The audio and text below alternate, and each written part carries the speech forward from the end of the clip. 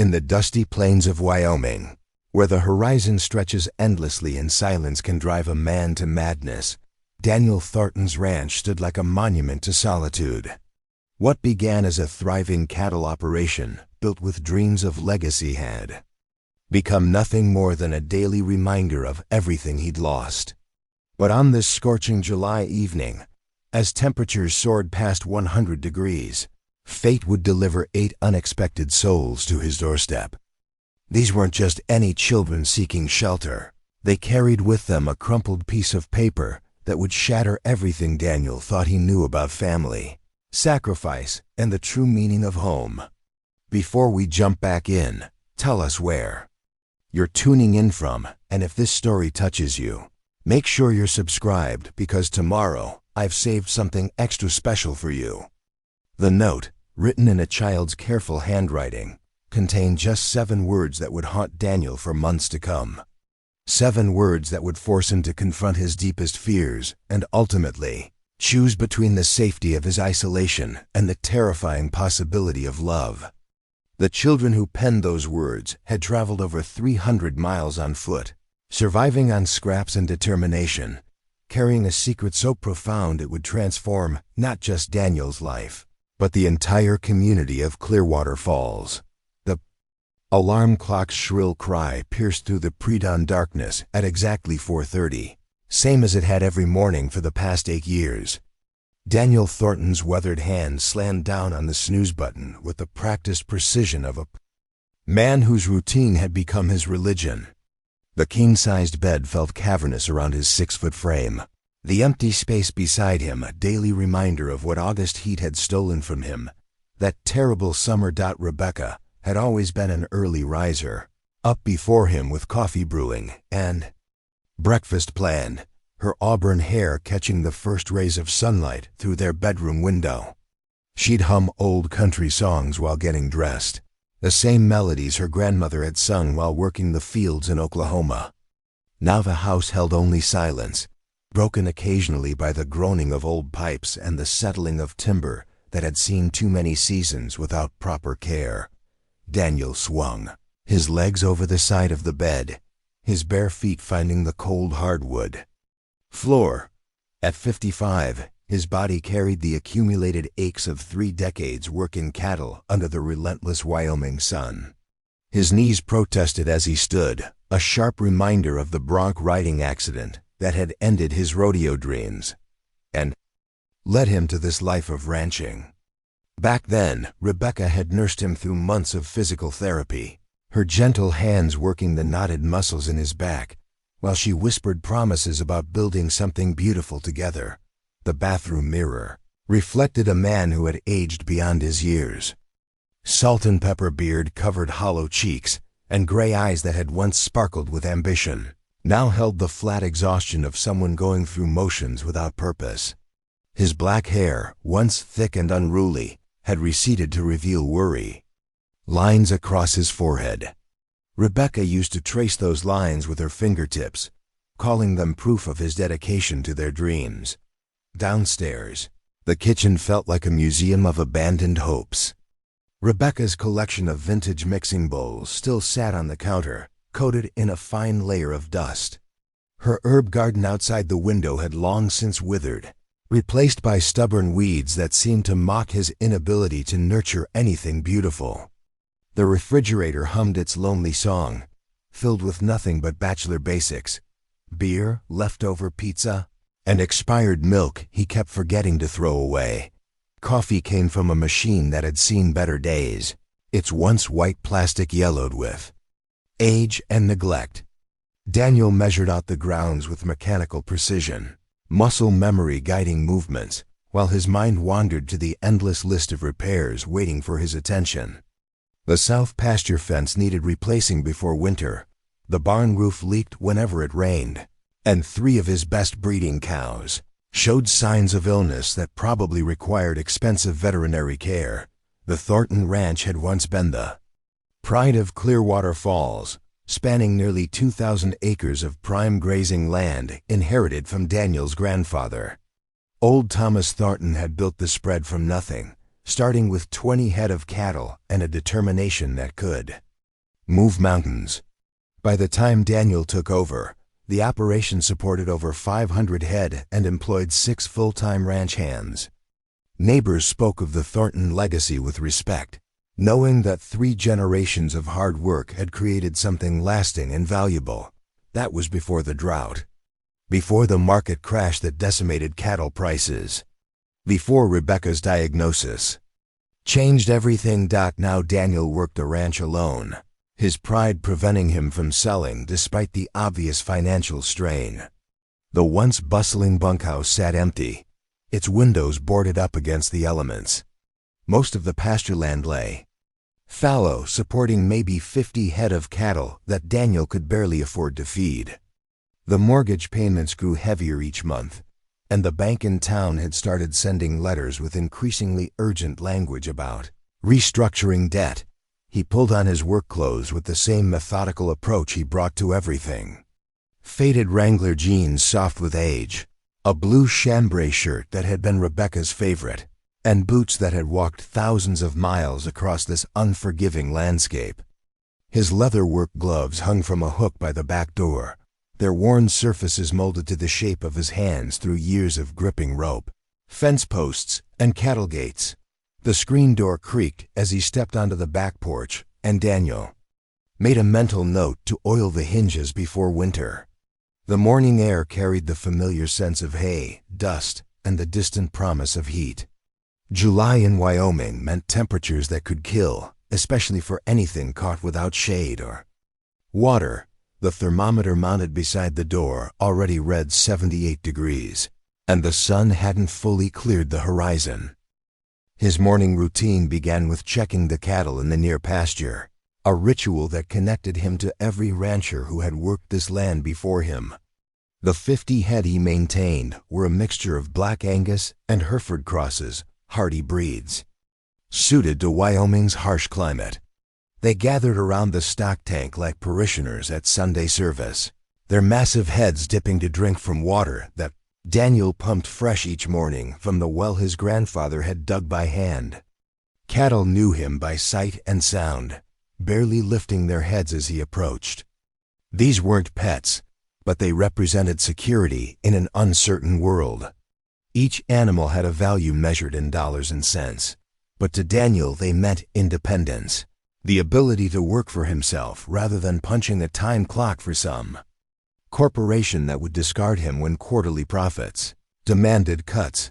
Walking the fence line had become a meditation of sorts, a time when Daniel could let his mind wander while his hands performed familiar tasks. Today he found 3 places where wire had broken under the constant pressure of cattle rubbing against posts. The repairs required nothing more than fence pliers and determination, but each break reminded him of larger problems he couldn't afford to address. The entire fence system needed replacement, but new wire cost money he didn't have dot in the distance. The main barn dominated the horizon like a cathedral dedicated to agricultural life. Built from local timber in 1952, the structure had weathered decades of Wyoming seasons with the stubborn resilience of quality craftsmanship. Daniel's father had overseen its construction, insisting on details that modern builders might consider unnecessary: hand-forged hinges, mortise and tenon joints that would last centuries, and a foundation of native stone that would outlive them all. The barn held memories in every shadow and corner.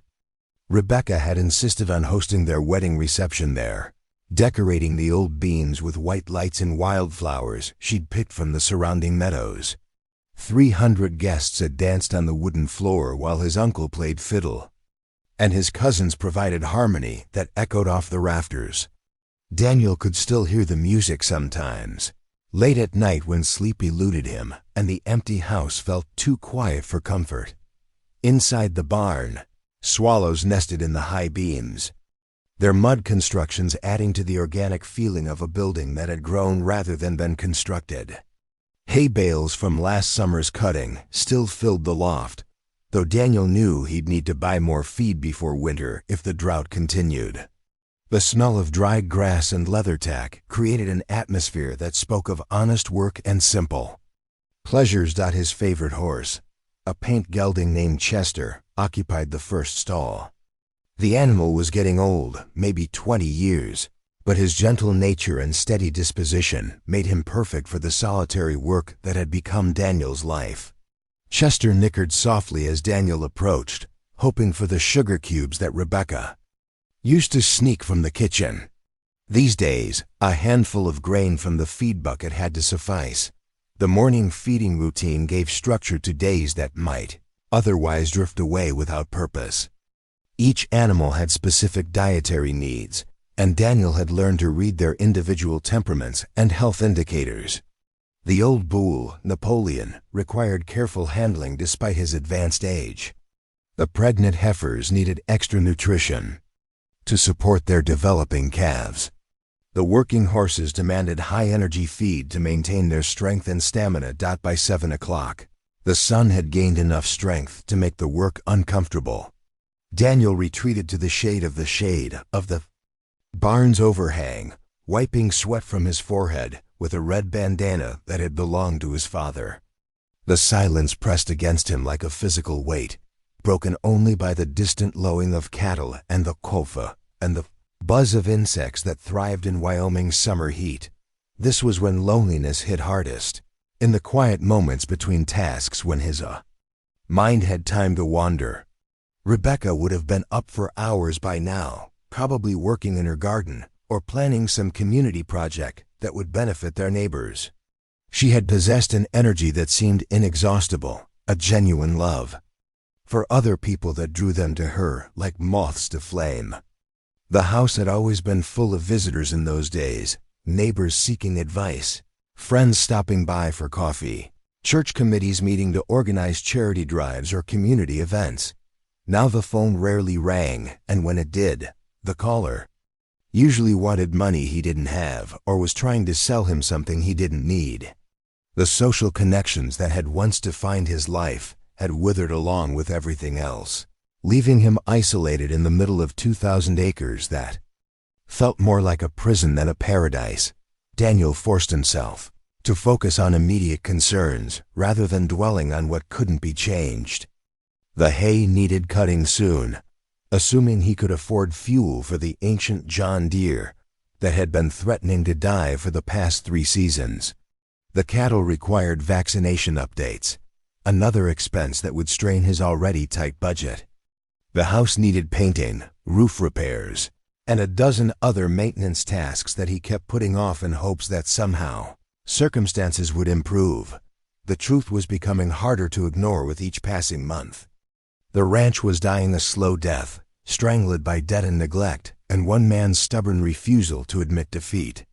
Logic suggested selling out to one of the big agricultural corporations that had been circling like vultures, waiting for his resolve to finally crack.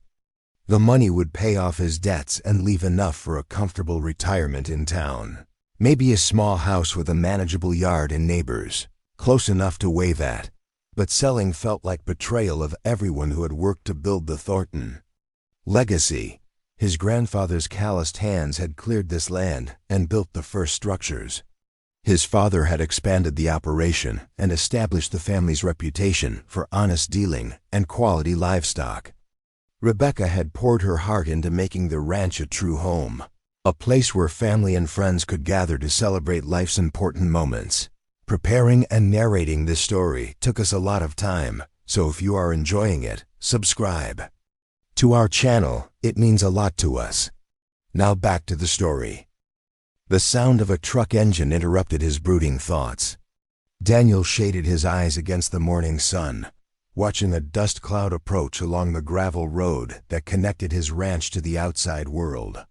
Visitors were rare enough that each one deserved attention, though he hoped this wasn't another representative from the bank or some government agency with new regulations that would cost him money he didn't have.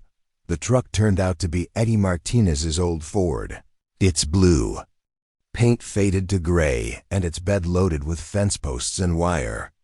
Eddie owned the neighboring spread to the east, a smaller operation that he managed with help from his 2 teenage sons. They'd been friends since childhood, learning to ride and rope together under the tutelage of their respective fathers. Eddie was one of the few people who still visited regularly, usually bearing news from town or offering to help with projects that required more than one man. "Morning, Dan," Eddie called as he climbed out of the cab.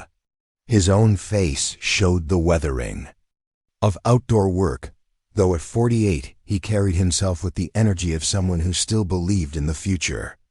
"Brought you those fence posts we talked about. Figure we can tackle that south section this weekend if you're game."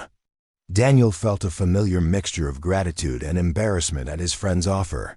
Eddie had his own ranch to maintain, his own family to support, yet he regularly donated time and materials to help Daniel keep the Thornton place functioning.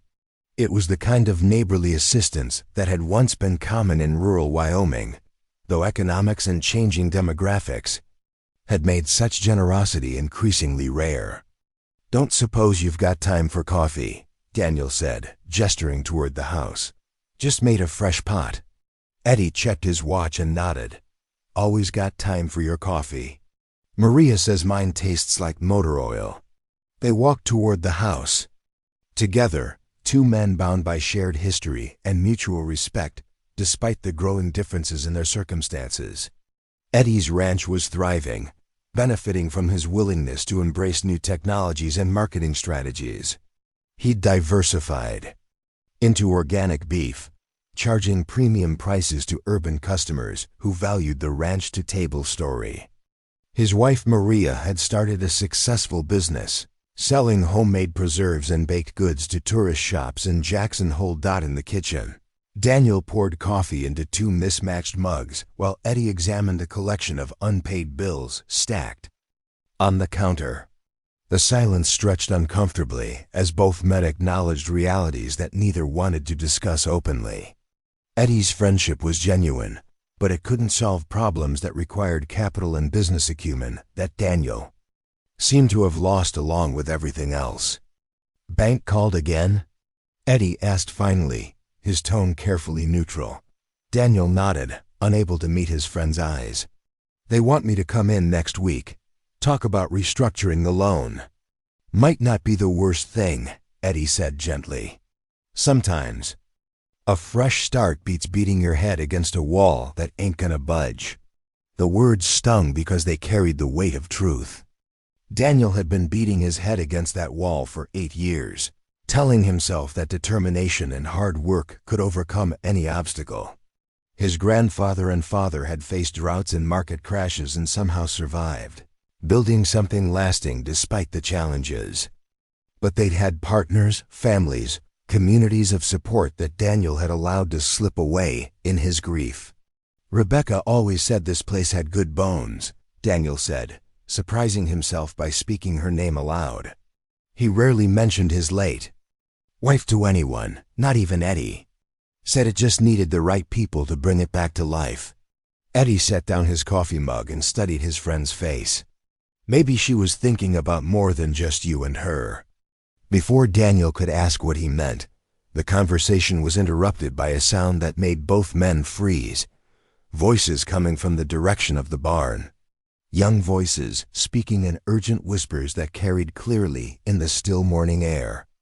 Daniel and Eddie exchanged glances, both men immediately alert to the possibility of trespassers or worse. Someone injured and seeking help.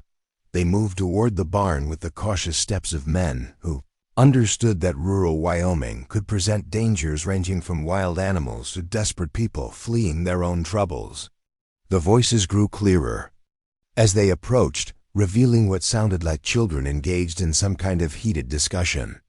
Daniel's first thought was that local kids had decided to use his empty barn as a playground. Though the remote location made that unlikely, Eddie placed a restraining hand on Daniel's arm as they reached the barn's main entrance. "Let me go first," he whispered. "Got kids of my own." But Daniel was already moving, driven by something stronger than caution. The voices were coming from the back corner of the barn, near the old grain storage bins that hadn't been used in years. As his eyes adjusted to the dim interior, Daniel could make out small figures huddled together in the shadows, their whispered conversations stopping abruptly as they became aware of his presence. "Hey there," Daniel called softly, not wanting to frighten anyone. "This is my property. You folks okay?" 8 pairs of eyes stared back at him from the shadows.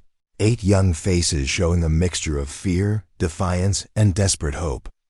The children ranged in age from what looked like 6 or 7 to maybe 14, their clothes dirty and travel-worn, their faces gaunt with hunger. They held each other with the protective instincts of family, the older ones positioning themselves in front of the younger ones like a living shield. The oldest, a girl with dark hair pulled back in a practical ponytail, stepped forward with chin raised despite the obvious fear in her brown eyes. "We're not stealing anything, mister. We just needed a place to rest." Daniel's throat constricted as he took in the full scene. 8 children who had clearly been traveling for days, maybe weeks, without adequate food or shelter. Their shoes were worn through, their clothes patched and repatched with the kind of careful mending that spoke of people who couldn't afford replacements. But it was their eyes that hit him hardest, the prematurely adult wariness of children who had seen too much, lost too much, survived too much. "Where are your parents?" Eddie asked gently, moving to stand beside Daniel, the girl's protective stance didn't waver. "Gone," she said simply, as if that single word explained everything that needed explaining. One of the younger children, a boy with sandy hair and freckles, tugged at the girl's sleeve and whispered something urgently in her ear. She nodded and reached into her back pocket, pulling out a folded piece of paper that looked like it had been handled thousands of times. The edges were soft with wear, the creases deep from repeated folding and unfolding. "We've got this," she said, holding out the paper like a passport or visa that might grant them safe passage. "Our mama wrote it before she couldn't write anymore." Daniel accepted the note with hands that trembled slightly. The paper was cheap notebook stock, the kind children used for school assignments. The handwriting was careful and deliberate, formed by someone who understood that these words might be the most important thing she'd ever written. As Daniel unfolded the note completely, 7 words leaped off the page in blue ballpoint ink. 7 words that would echo in his mind for the rest of his life. "Please don't let them split us apart." The silence stretched between them like a taut wire ready to snap. Daniel stared at the 7 words written in fading blue ink, each letter carefully formed by hands that had known they were running out of time. Behind him, Eddie shifted uncomfortably, the floorboards of the old barn creaking under his weight. The 8 children remained frozen in their defensive formation, watching Daniel's face for any sign of what their fate might hold. "How long since you've eaten?" Daniel asked, his voice rougher than he intended. The practical question seemed to break some invisible spell, and the youngest child, a little girl with tangled blonde curls, began to cry softly. The older girl, their apparent leader, wrapped her arms around the crying child while keeping her eyes fixed on Daniel. "We had some crackers yesterday morning. Found them in a gas station dumpster outside Cheyenne." Eddie muttered something under his breath that sounded like a prayer or a curse. Daniel folded the note carefully, treating it with the reverence due to a sacred document. These weren't runaways seeking adventure or thrill seekers playing at hardship. These were children who had been surviving on garbage, traveling hundreds of miles on foot, held together by nothing more than a promise made to a dying woman: names. Daniel said, settling onto a hay bale to bring himself closer to their eye level, "I need to know who you are."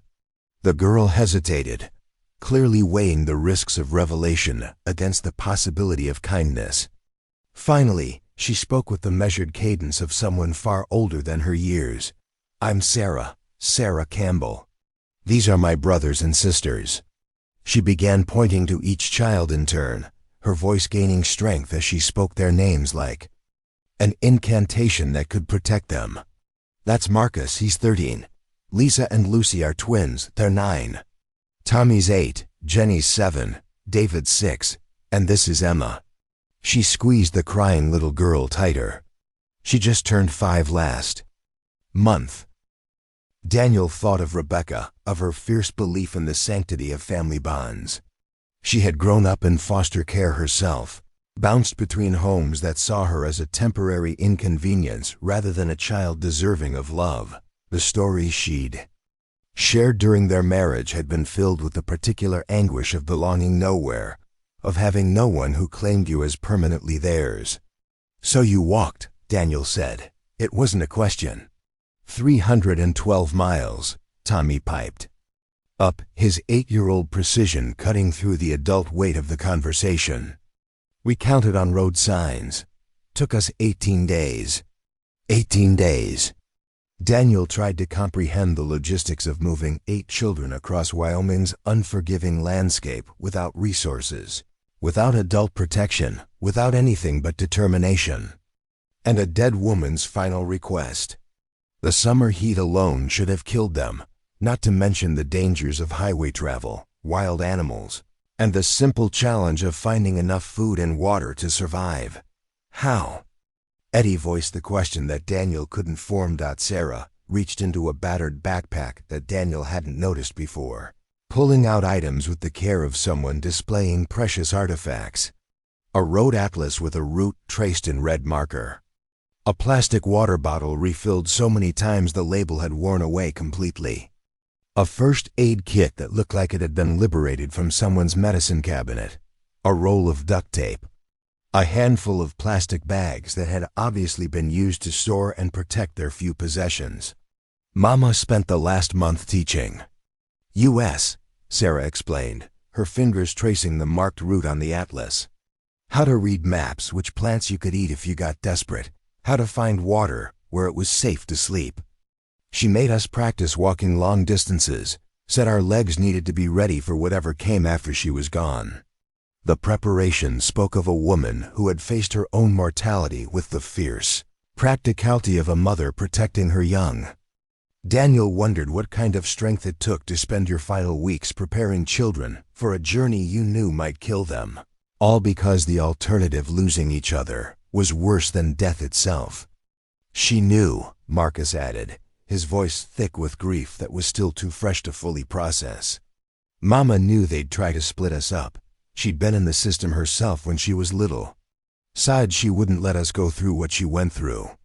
One of the twins, Lisa or Lucy, Daniel couldn't tell which, held up a small photograph that had been preserved in a plastic sandwich bag.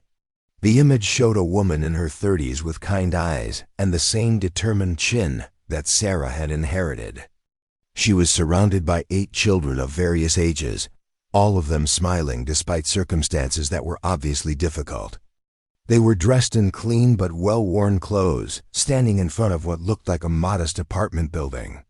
"That's Mama," the twin said proudly. "She worked 3 jobs to take care of us. Cleaning offices at night, stocking shelves in the morning, watching other people's kids in the afternoon. She never complained, not even when she got sick." Daniel accepted the photograph, studying the face of a woman who had somehow managed to raise 8 children alone while battling terminal illness. The love in the image was unmistakable, the way the children leaned into their mother, the protective way she held the smallest ones, the genuine joy in all their faces despite whatever hardships they faced. "She adopted us," Sarah said, misinterpreting Daniel's silence, not all at once but over the years. "Marcus and me first, when our daddy left and our birth mama started using drugs, then the twins when their grandma died. Tommy and Jenny came from a house where the foster dad was mean. David's mama died in a car accident, and Emma's parents just gave her up when she was 2. 8 children from fractured beginnings, gathered together by a woman who understood that love mattered more than biology."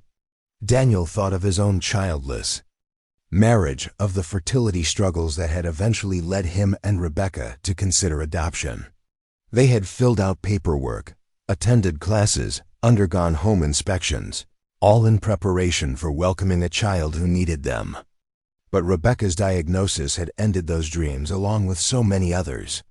"The social workers said Mama wasn't equipped to handle so many kids," Marcus continued, anger creeping into his young voice. "Said our apartment was too small, that she didn't make enough money, that we needed appropriate educational opportunities and proper supervision. But she fought for us every time. Went to court, hired lawyers she couldn't afford, proved over and over that we were better together than apart. She won, Sarah added with fierce pride, every single time. The judges could see what the social workers couldn't, that we were already a family. That splitting us up would hurt us more than any living situation ever could. But cancer didn't care about court decisions or family bonds or a mother's determination to keep her children together. Daniel understood the cruel mathematics of the situation. 1 woman dead, 8 children left behind. A system designed to process cases efficiently rather than preserve the intangible connections that made families real. Jenny, the 7-year-old, had been silent throughout the conversation. But now she approached Daniel with the fearless curiosity that belonged to children who hadn't yet learned that adults couldn't be trusted. She reached out to touch the note still clutched in his hand, her small fingers tracing the worn edges. "Mama made us memorize it," she said softly, "in case the paper got lost. Please don't let them split us apart." She made us say it every night before bed, like a prayer. The image of 8 children reciting their mother's final wish, like a bedtime blessing, nearly undid Daniel's carefully maintained composure.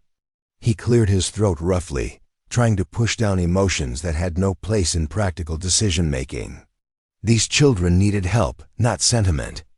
They needed someone who could think clearly about resources and responsibilities and realistic outcomes. "The Campbell Ranch," Emma, the 5-year-old, said suddenly, her tear-streaked face brightening with something that might have been hope. "Mama said if we could find the Campbell Ranch in Wyoming, we might be safe.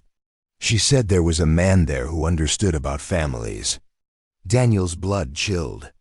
The Campbell Ranch had been abandoned for over a decade, the family driven out by the same economic pressures that were slowly strangling his own operation. The buildings were still standing, but barely. No electricity, no running water, no heat for Wyoming's brutal winters. If these children had been walking toward that destination, they were heading into a death trap. "The Campbell place is empty," he said gently.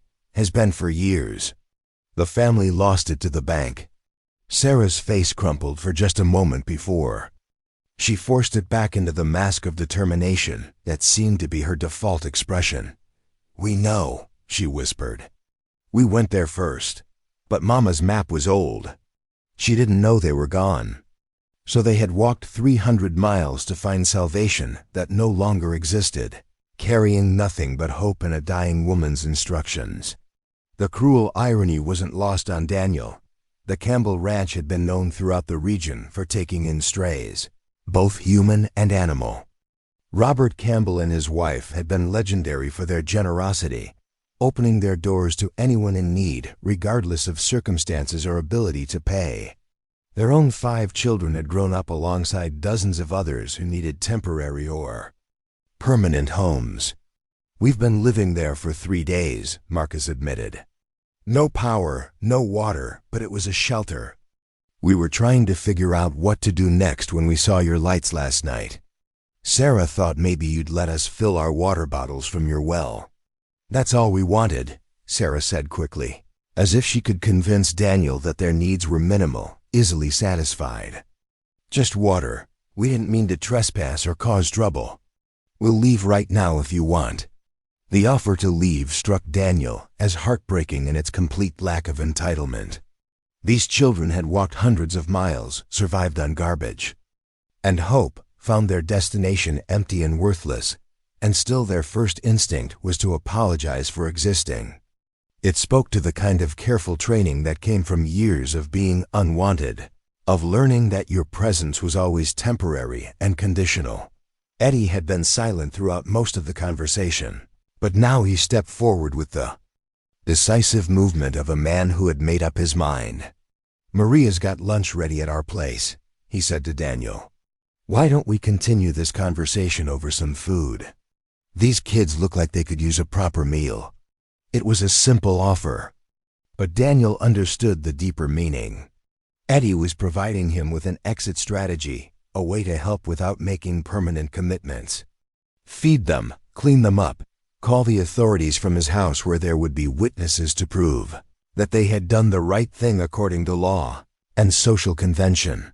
But as Daniel looked at the 8 faces watching him with expressions ranging from hope to resignation, he knew that doing the right thing according to law wasn't the same as doing the right thing according to conscience.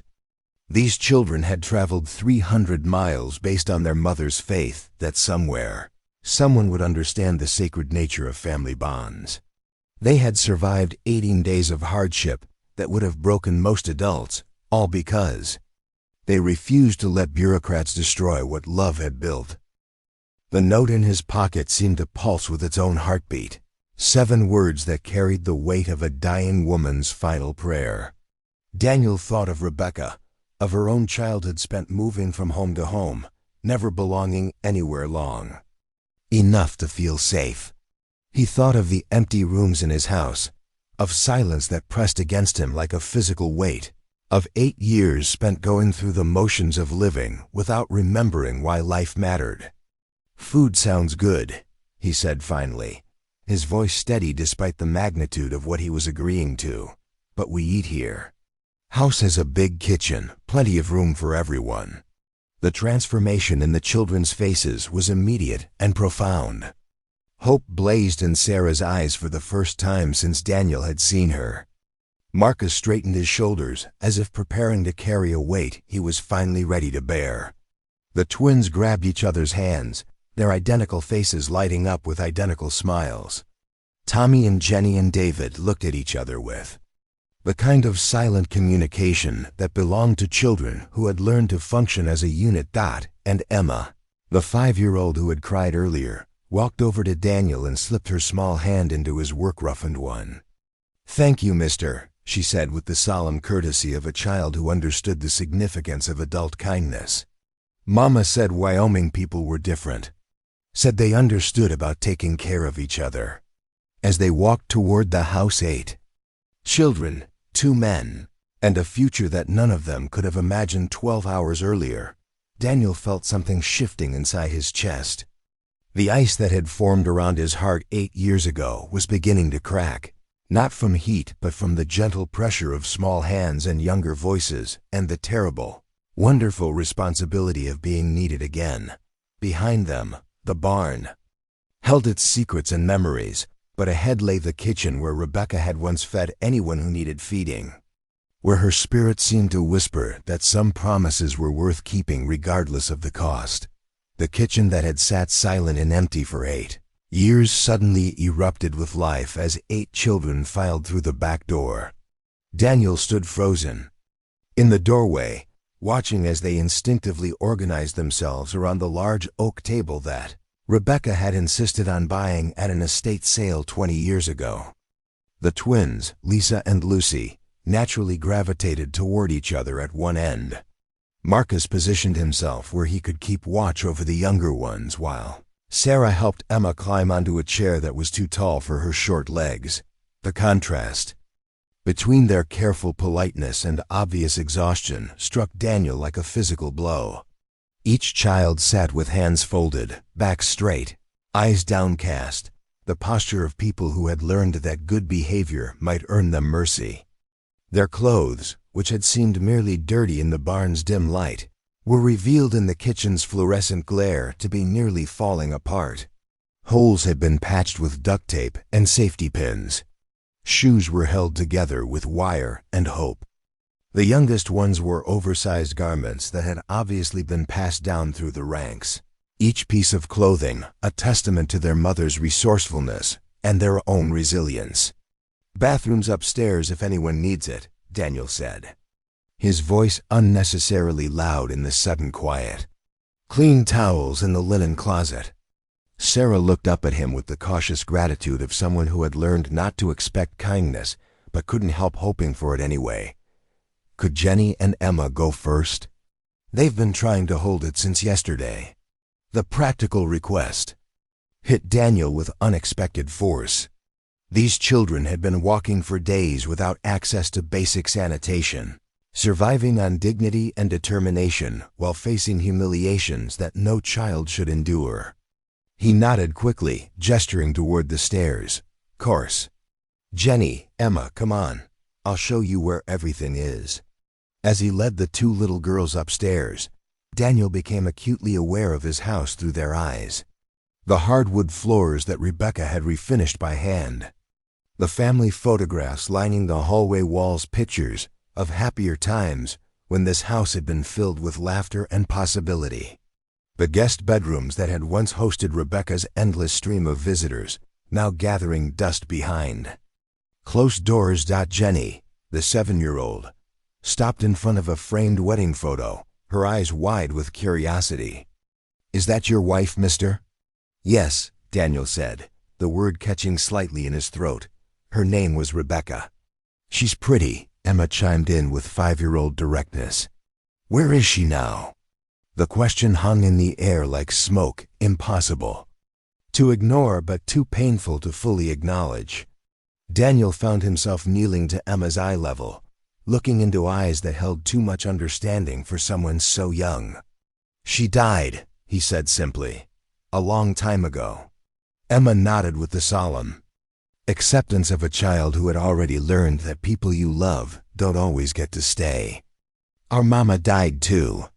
But Sarah says she's still watching us from heaven, making sure we stay together like she wanted." The bathroom was larger than their entire living space had been at the Campbell Ranch, with hot running water and soap that smelled like lavender. Daniel showed them where to find everything they needed, then retreated to give them privacy while struggling to process the emotional weight of their simple presence in his home. Downstairs, Eddie had taken charge of the practical aspects of feeding 8 hungry children. He'd found Rebecca's old mixing bowls and was assembling ingredients for what looked like enough sandwiches to feed a small army. Marcus had somehow located the industrial-sized jar of peanut butter that Daniel kept for the occasional ranch hand, while Sarah supervised the twins as they carefully arranged paper plates around the table. "Your wife," Sarah said as Daniel returned to the kitchen. "She must have been a good cook. This kitchen feels like it was made for feeding people." Daniel's throat tightened at the accuracy of her observation. Rebecca had indeed designed this space for gatherings, insisting on extra counter space, and a table that could expand to seat 12. She dreamed of holiday dinners and birthday parties, summer barbecues, and impromptu celebrations. The kitchen had been the heart of those dreams, and after her death, it had become a mausoleum of might-have-beens. "She was," he managed, "always said food was how you showed love." Tommy, the 8-year-old with an apparent gift for precise observation, was studying the refrigerator with the intensity of a detective. "You got pictures of your whole family," he announced. "But they're all old. How come you don't have new ones?" The innocent question pierced through Daniel's carefully maintained defenses. He looked at the collection of photographs held by aging magnets, images of himself and Rebecca at various stages of their marriage, pictures of family gatherings and ranch celebrations, moments frozen in time when the future had seemed bright and certain. "Hard to take pictures when you're the only one left," he said quietly. David, the 6-year-old who had been silent since entering the house, surprised everyone by speaking up. "We take pictures of each other all the time. Sarah's got a camera phone that still works sometimes. Want to see?"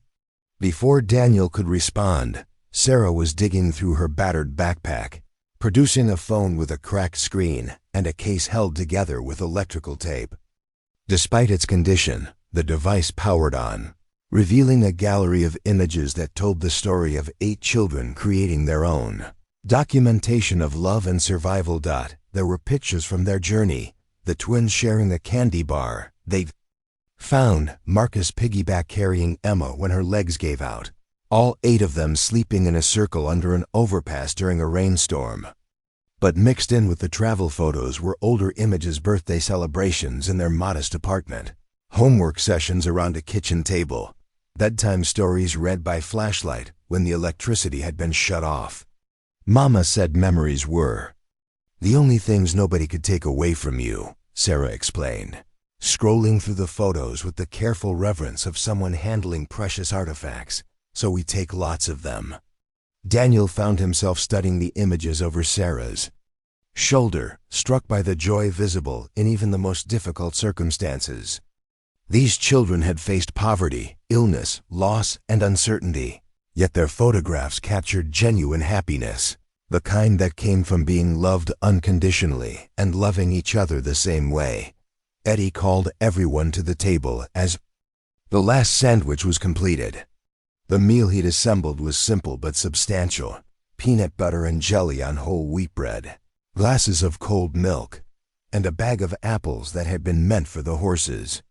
To the children, it might as well have been a feast prepared by royalty. They ate with the focused intensity of people who couldn't be certain when their next meal might come, but they also displayed table manners that spoke of careful training and respect for the food being offered. No one grabbed or complained or asked for seconds until everyone had finished their first serving. The older children automatically helped the younger ones, cutting sandwiches into manageable pieces and wiping faces with the practiced efficiency of experienced caregivers. "Mama always said grace before meals," Lucy mentioned quietly, glancing around the table with uncertainty. "But we weren't sure if you did that here." Daniel hadn't said grace in 8 years, hadn't felt grateful enough for anything to warrant formal acknowledgement of divine providence. But looking at these 8 faces watching him expectantly, he found himself nodding. "Go ahead." Sarah reached out to take the hands of the children on either side of her, and without discussion, the rest of them followed suit until 8 pairs of hands were linked around the table. Daniel hesitated for a moment before allowing Emma to take his left hand and Marcus to take his right, completing a circle that seemed to pulse with its own energy. "Thank you for this food," Sarah said, her voice carrying the clear cadence of someone who had led this ritual many times before. "Thank you for people who share what they have with people who need it. And thank you for helping us stay together like Mama wanted. Amen." The simple prayer hit Daniel with unexpected force. Here were children who had every reason to feel abandoned by whatever divine power might exist, yet they still offered gratitude for small kindnesses and maintained faith that love could overcome bureaucratic obstacles. Their mother had raised them to see providence in human compassion, to recognize miracles in the form of peanut butter sandwiches and temporary shelter. As they ate, the children began to relax enough to share pieces of their story. Marcus talked about his mother's final weeks, how she had used her remaining strength to teach them practical survival skills, while making them promise to protect each other no matter what came next. The twins described their terror when the social workers first arrived, how they had hidden in their bedroom closet, hoping that if they couldn't be seen, they couldn't be separated. Tommy revealed his talent for remembering numbers and distances, explaining how he had calculated their walking pace and estimated arrival times at various checkpoints along their route. Jenny showed off her ability to identify edible plants, a skill their mother had taught her using library books and careful practice. David demonstrated his talent for finding shelter, describing how he could spot potential sleeping places that would keep them hidden from highway patrol while providing protection from weather. Each child had been given specific responsibilities and specialized knowledge, Daniel realized. Their mother had created a survival unit where every member contributed essential skills. Sarah led and made decisions. Marcus provided physical protection and carried the heaviest loads. The twins served as scouts, small enough to investigate spaces the older children couldn't access. Tommy navigated and tracked their progress. Jenny foraged for supplemental food sources. David found shelter.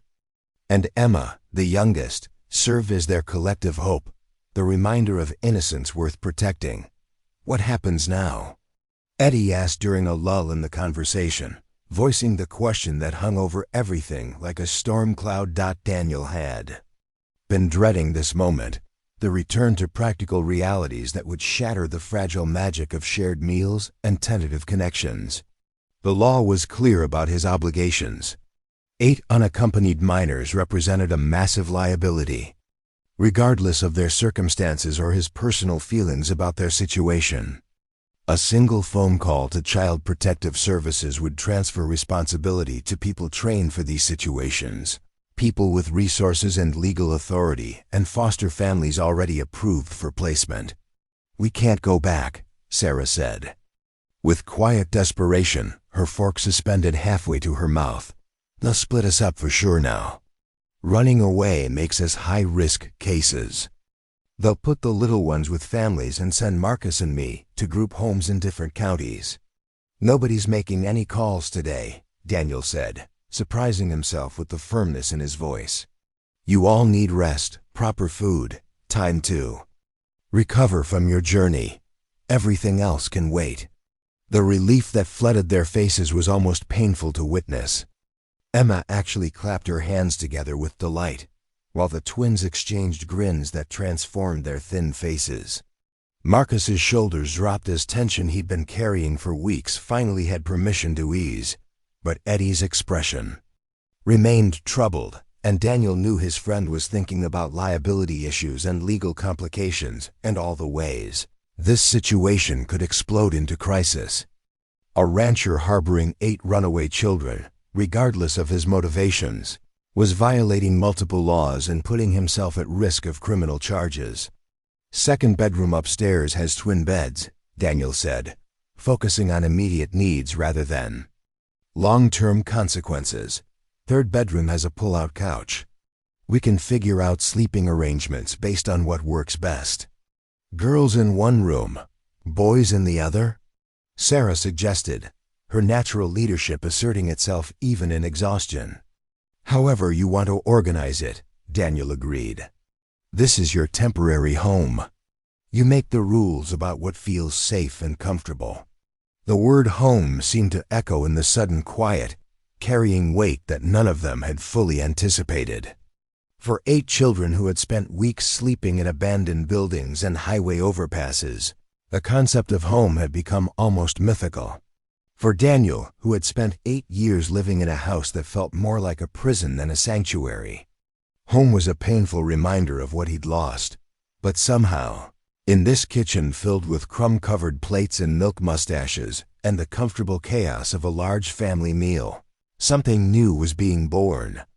Not a replacement for what had been lost, but a different kind of healing, the kind that came from being needed, from mattering to someone else's survival, from remembering that love could multiply rather than diminish when shared. As they cleared the table together, each child automatically taking responsibility for specific tasks, Daniel caught sight of their reflection in the kitchen window. 8 children and 2 men, moving around each other with the careful choreography of people learning to share space and responsibility. The image looked startlingly like a family, the kind Rebecca had always dreamed they might create together. Outside, the Wyoming afternoon stretched toward evening, and Daniel knew that soon he would have to make decisions that would affect 9 lives permanently. But for now, in this moment, 8 children had found safety and he had found purpose. And perhaps that was a miracle enough for one day. The first night changed everything, though Daniel wouldn't understand the full magnitude of that change for weeks to come. What started as a simple offer of temporary shelter transformed into something far more complex. The moment 8 children claimed space in rooms that had been sealed off from life for nearly a decade. After dinner, Daniel had shown them upstairs, opening doors that hadn't been opened since Rebecca's final illness. The guest bedroom still held the faint scent of her lavender sachets, along with furniture covered in white sheets like ghosts of hospitality past. The children moved through these spaces with the careful reverence of people entering a sacred place, touching nothing without permission, speaking in whispers that seemed appropriate for a house that felt more like a museum than a home. Sarah took charge of organizing sleeping arrangements with the efficiency of someone who had managed group logistics under far more challenging circumstances. The 4 girls would share the larger guest room with its 2 twin beds and window seat. The boys would take the smaller room across the hall, where Marcus could sleep on the pull-out couch while Tommy and David shared the single bed. The arrangement left Emma, the 5-year-old, torn between staying with her sisters and clinging to Sarah, who had become her primary mother figure during their mother's illness and after. "I can sleep on the floor," Emma announced solemnly, as if this were a reasonable solution to her divided loyalties. "That way I can be with everybody." The offer broke something loose in Daniel's chest. This little girl, who had walked 300 miles and survived on garbage scraps, was worried about inconveniencing others with her need for comfort and security. He found himself kneeling beside her, meeting her serious brown eyes with equal gravity. "Nobody sleeps on the floors in this house," he said firmly. "We'll figure out something that works for everyone." The solution came from an unexpected source. Marcus, who had barely spoken since arriving, cleared his throat and made a suggestion that revealed depths of maturity Daniel was only beginning to appreciate. "What if we all stayed in the same room tonight? Just for tonight, until Emma feels more settled? We could bring mattresses and sleeping bags, make it like camping." The idea energized all 8 children in ways that surprised Daniel. Within an hour, they had transformed the large guest room into a temporary dormitory, dragging mattresses and pillows and every blanket they could find into a space that suddenly hummed with activity and purpose. The twins worked together to create a pillow fort in one corner. Tommy arranged everyone's few possessions with military precision along one wall. Jenny found Rebecca's old radio in the closet and tuned it to a country station that played softly in the background. Daniel stood in the doorway watching this domestic choreography, remembering how Rebecca used to talk about filling the house with children. She had dreamed of adoption, of foster care, of holiday gatherings where every chair around their table was occupied by someone who belonged there. Cancer had ended those dreams before they could become reality, but now, in this unexpected way, her vision was manifesting in forms she never could have imagined. "Mr. Daniel?" Sarah's voice pulled him from his reverie. She stood beside him holding a worn paperback book, her expression uncertain. "Would it be okay if I read to the little ones? It's something Mama used to do every night. Helps them settle down." The request hit him with unexpected force. Rebecca had loved reading aloud, whether to students in her classroom or to the ranch hands who sometimes gathered in their kitchen on winter evenings. Her voice had been one of Daniel's favorite sounds, warm and expressive, capable of bringing characters to life and making even familiar stories feel new and magical. "Course," he said, his own voice rougher than intended. Rebecca would have loved that. She always said stories were medicine for whatever ailed you. As Sarah settled onto one of the mattresses with Emma curled against her side, and the other children arranging themselves in a loose circle, Daniel found himself lingering in the doorway longer than he'd intended. The book was Charlotte's Web, its pages soft with repeated handling and its cover held together with clear tape. Sarah's reading voice carried the same cadence as her mother must have used, patient and expressive, pausing to explain unfamiliar words to the younger children and adjusting her volume so everyone could hear. The scene felt impossibly normal and absolutely extraordinary at the same time. For 8 years, this house had been a monument to silence and solitude. Now it was filled with the sounds of childhood whispered conversations, muffled giggles, the rustle of blankets being adjusted. For maximum comfort, the radio played a Garth Brooks song that Rebecca had loved, and for a moment, Daniel could almost imagine her standing beside him, watching this impromptu family settle into the rhythms of belonging. Marcus caught his attention with a subtle gesture, indicating that he wanted to speak privately. Daniel nodded toward the hallway, and the 13-year-old followed him out of earshot of the younger children. In the dim corridor light, Marcus looked older than his years, his face carrying the weight of responsibilities that no child should have to bear. "I wanted to say thank you," Marcus began, his voice low and serious. "For today, for the food, for letting us stay." I know this isn't easy for you, having strangers in your house. Daniel studied the boy's face, seeing echoes of his own younger self in the careful way Marcus measured his words.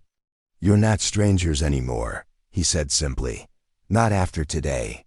Something shifted in Marcus's expression, hope warring with caution. The thing is, he continued, I need you to know that we're not helpless. I mean, we need help right now, obviously, but we're not looking for someone to take care of us forever. Sarah and I, we're old enough to work.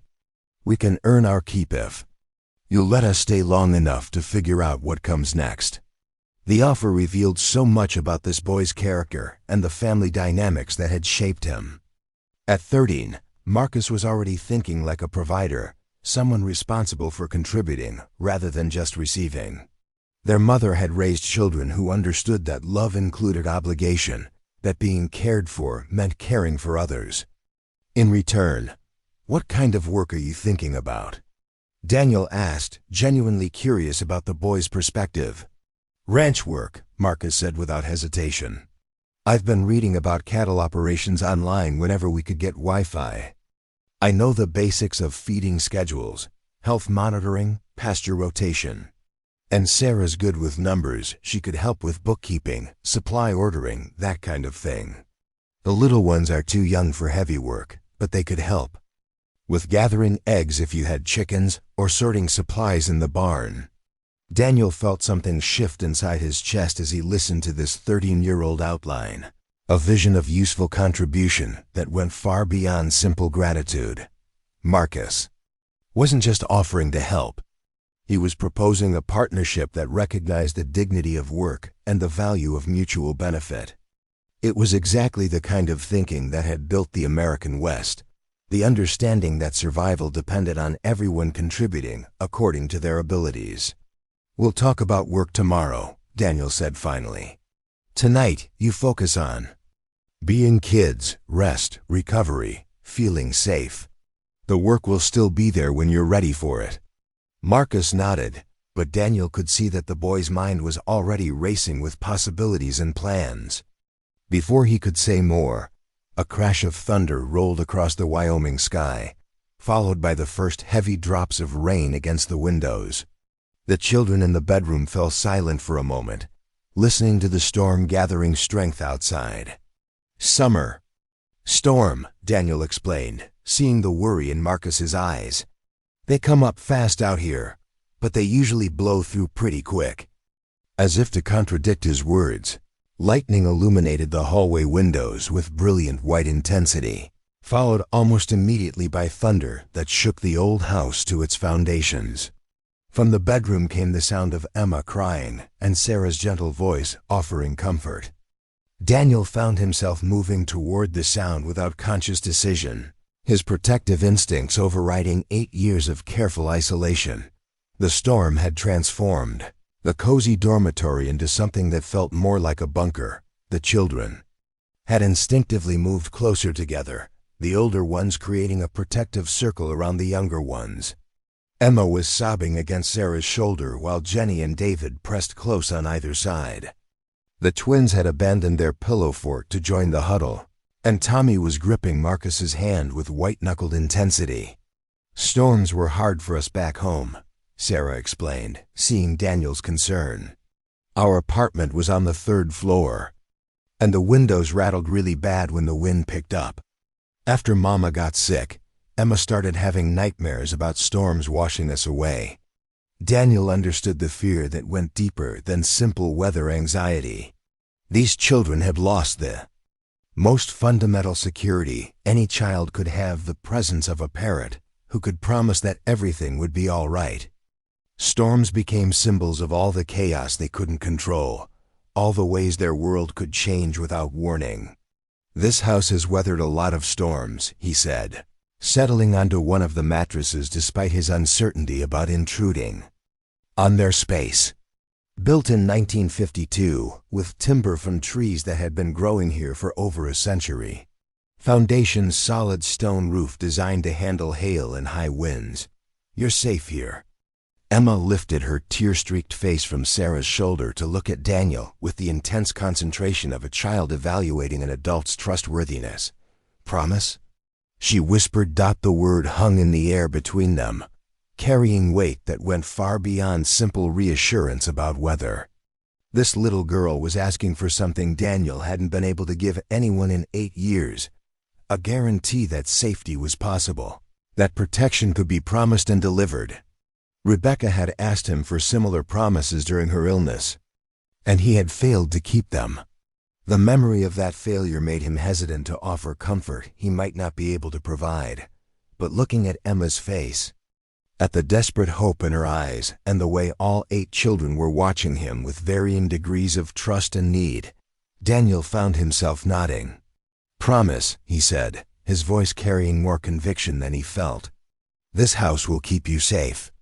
The storm raged for another hour, but gradually the children began to relax as Daniel's presence and the house's obvious stability proved his words true. Sarah resumed reading Charlotte's Web, her voice competing with thunder but never faltering.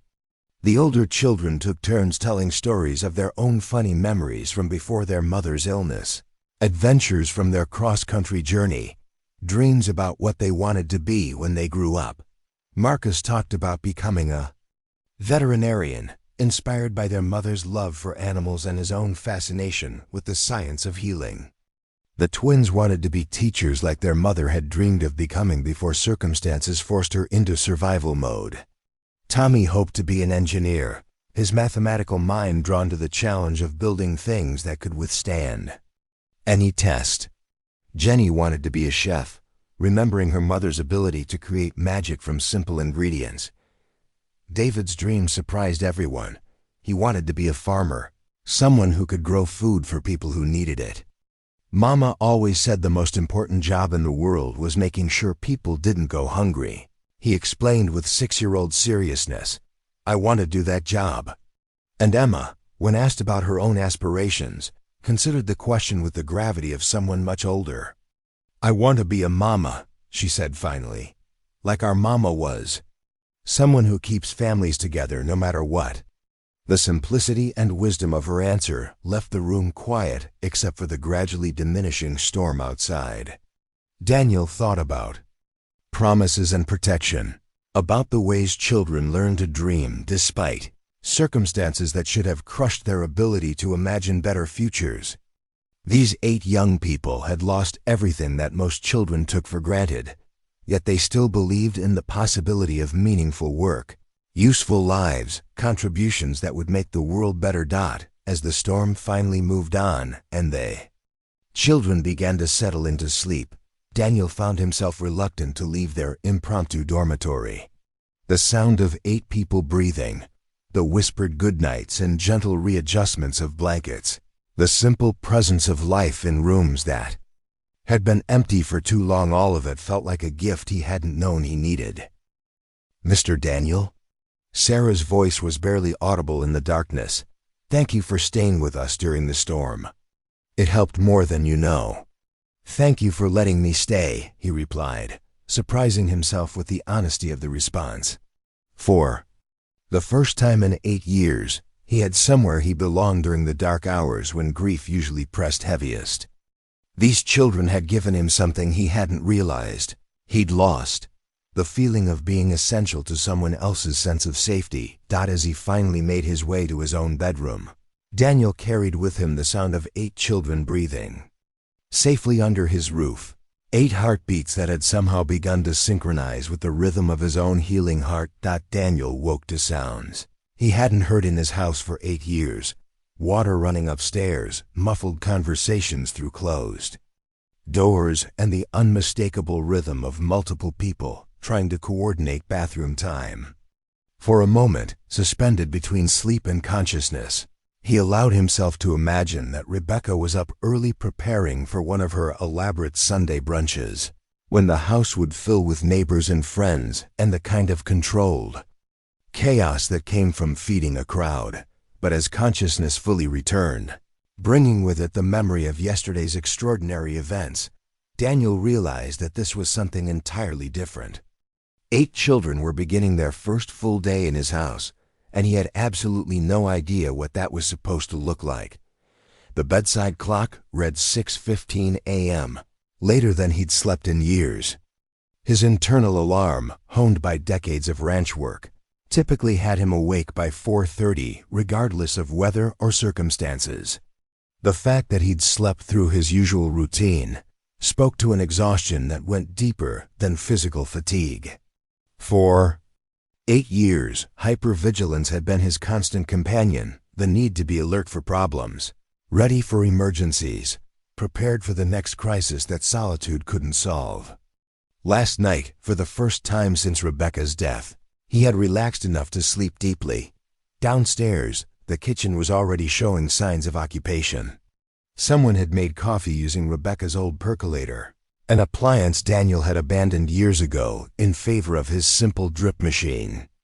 The rich aroma filled the room with memories of Sunday mornings when Rebecca would wake early to start elaborate breakfasts that could feed whoever happened to show up at their door. Apparently, Sarah had inherited similar instincts because she stood at the stove wearing one of Rebecca's old aprons, carefully tending what appeared to be scrambled eggs for a small army. "Morning," she said without turning around, her voice carrying the focused concentration of someone managing multiple tasks simultaneously. "Hope you don't mind that I borrowed some ingredients." Emma was having trouble sleeping after the storm, so I thought maybe if she helped make breakfast, it might settle her down.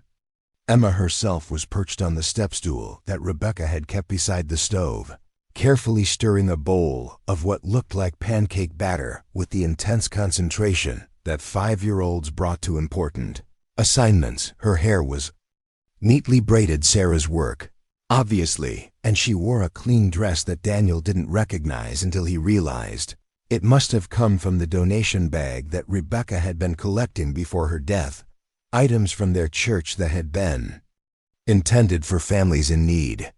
"Smells good," Daniel said, meaning it. The kitchen felt alive in a way it hadn't since Rebecca's illness, filled with purpose and activity and the comfortable sounds of people working together toward a common goal. Marcus appeared from the direction of the back door, his hair damp, with morning dew and his hands dirty from obvious labor.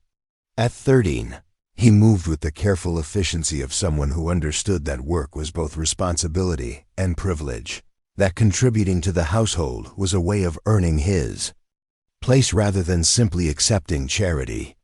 "Checked on the cattle like you showed us yesterday," he reported, his tone professional despite his youth. "That black bull was standing away from the others, not eating much. Thought you should know." Daniel felt a flicker of surprise and genuine respect for the boy's initiative. Cattle behavior was a subtle art that took most ranch hands months to master, yet Marcus had apparently spent enough time observing yesterday to notice changes that could indicate illness or injury.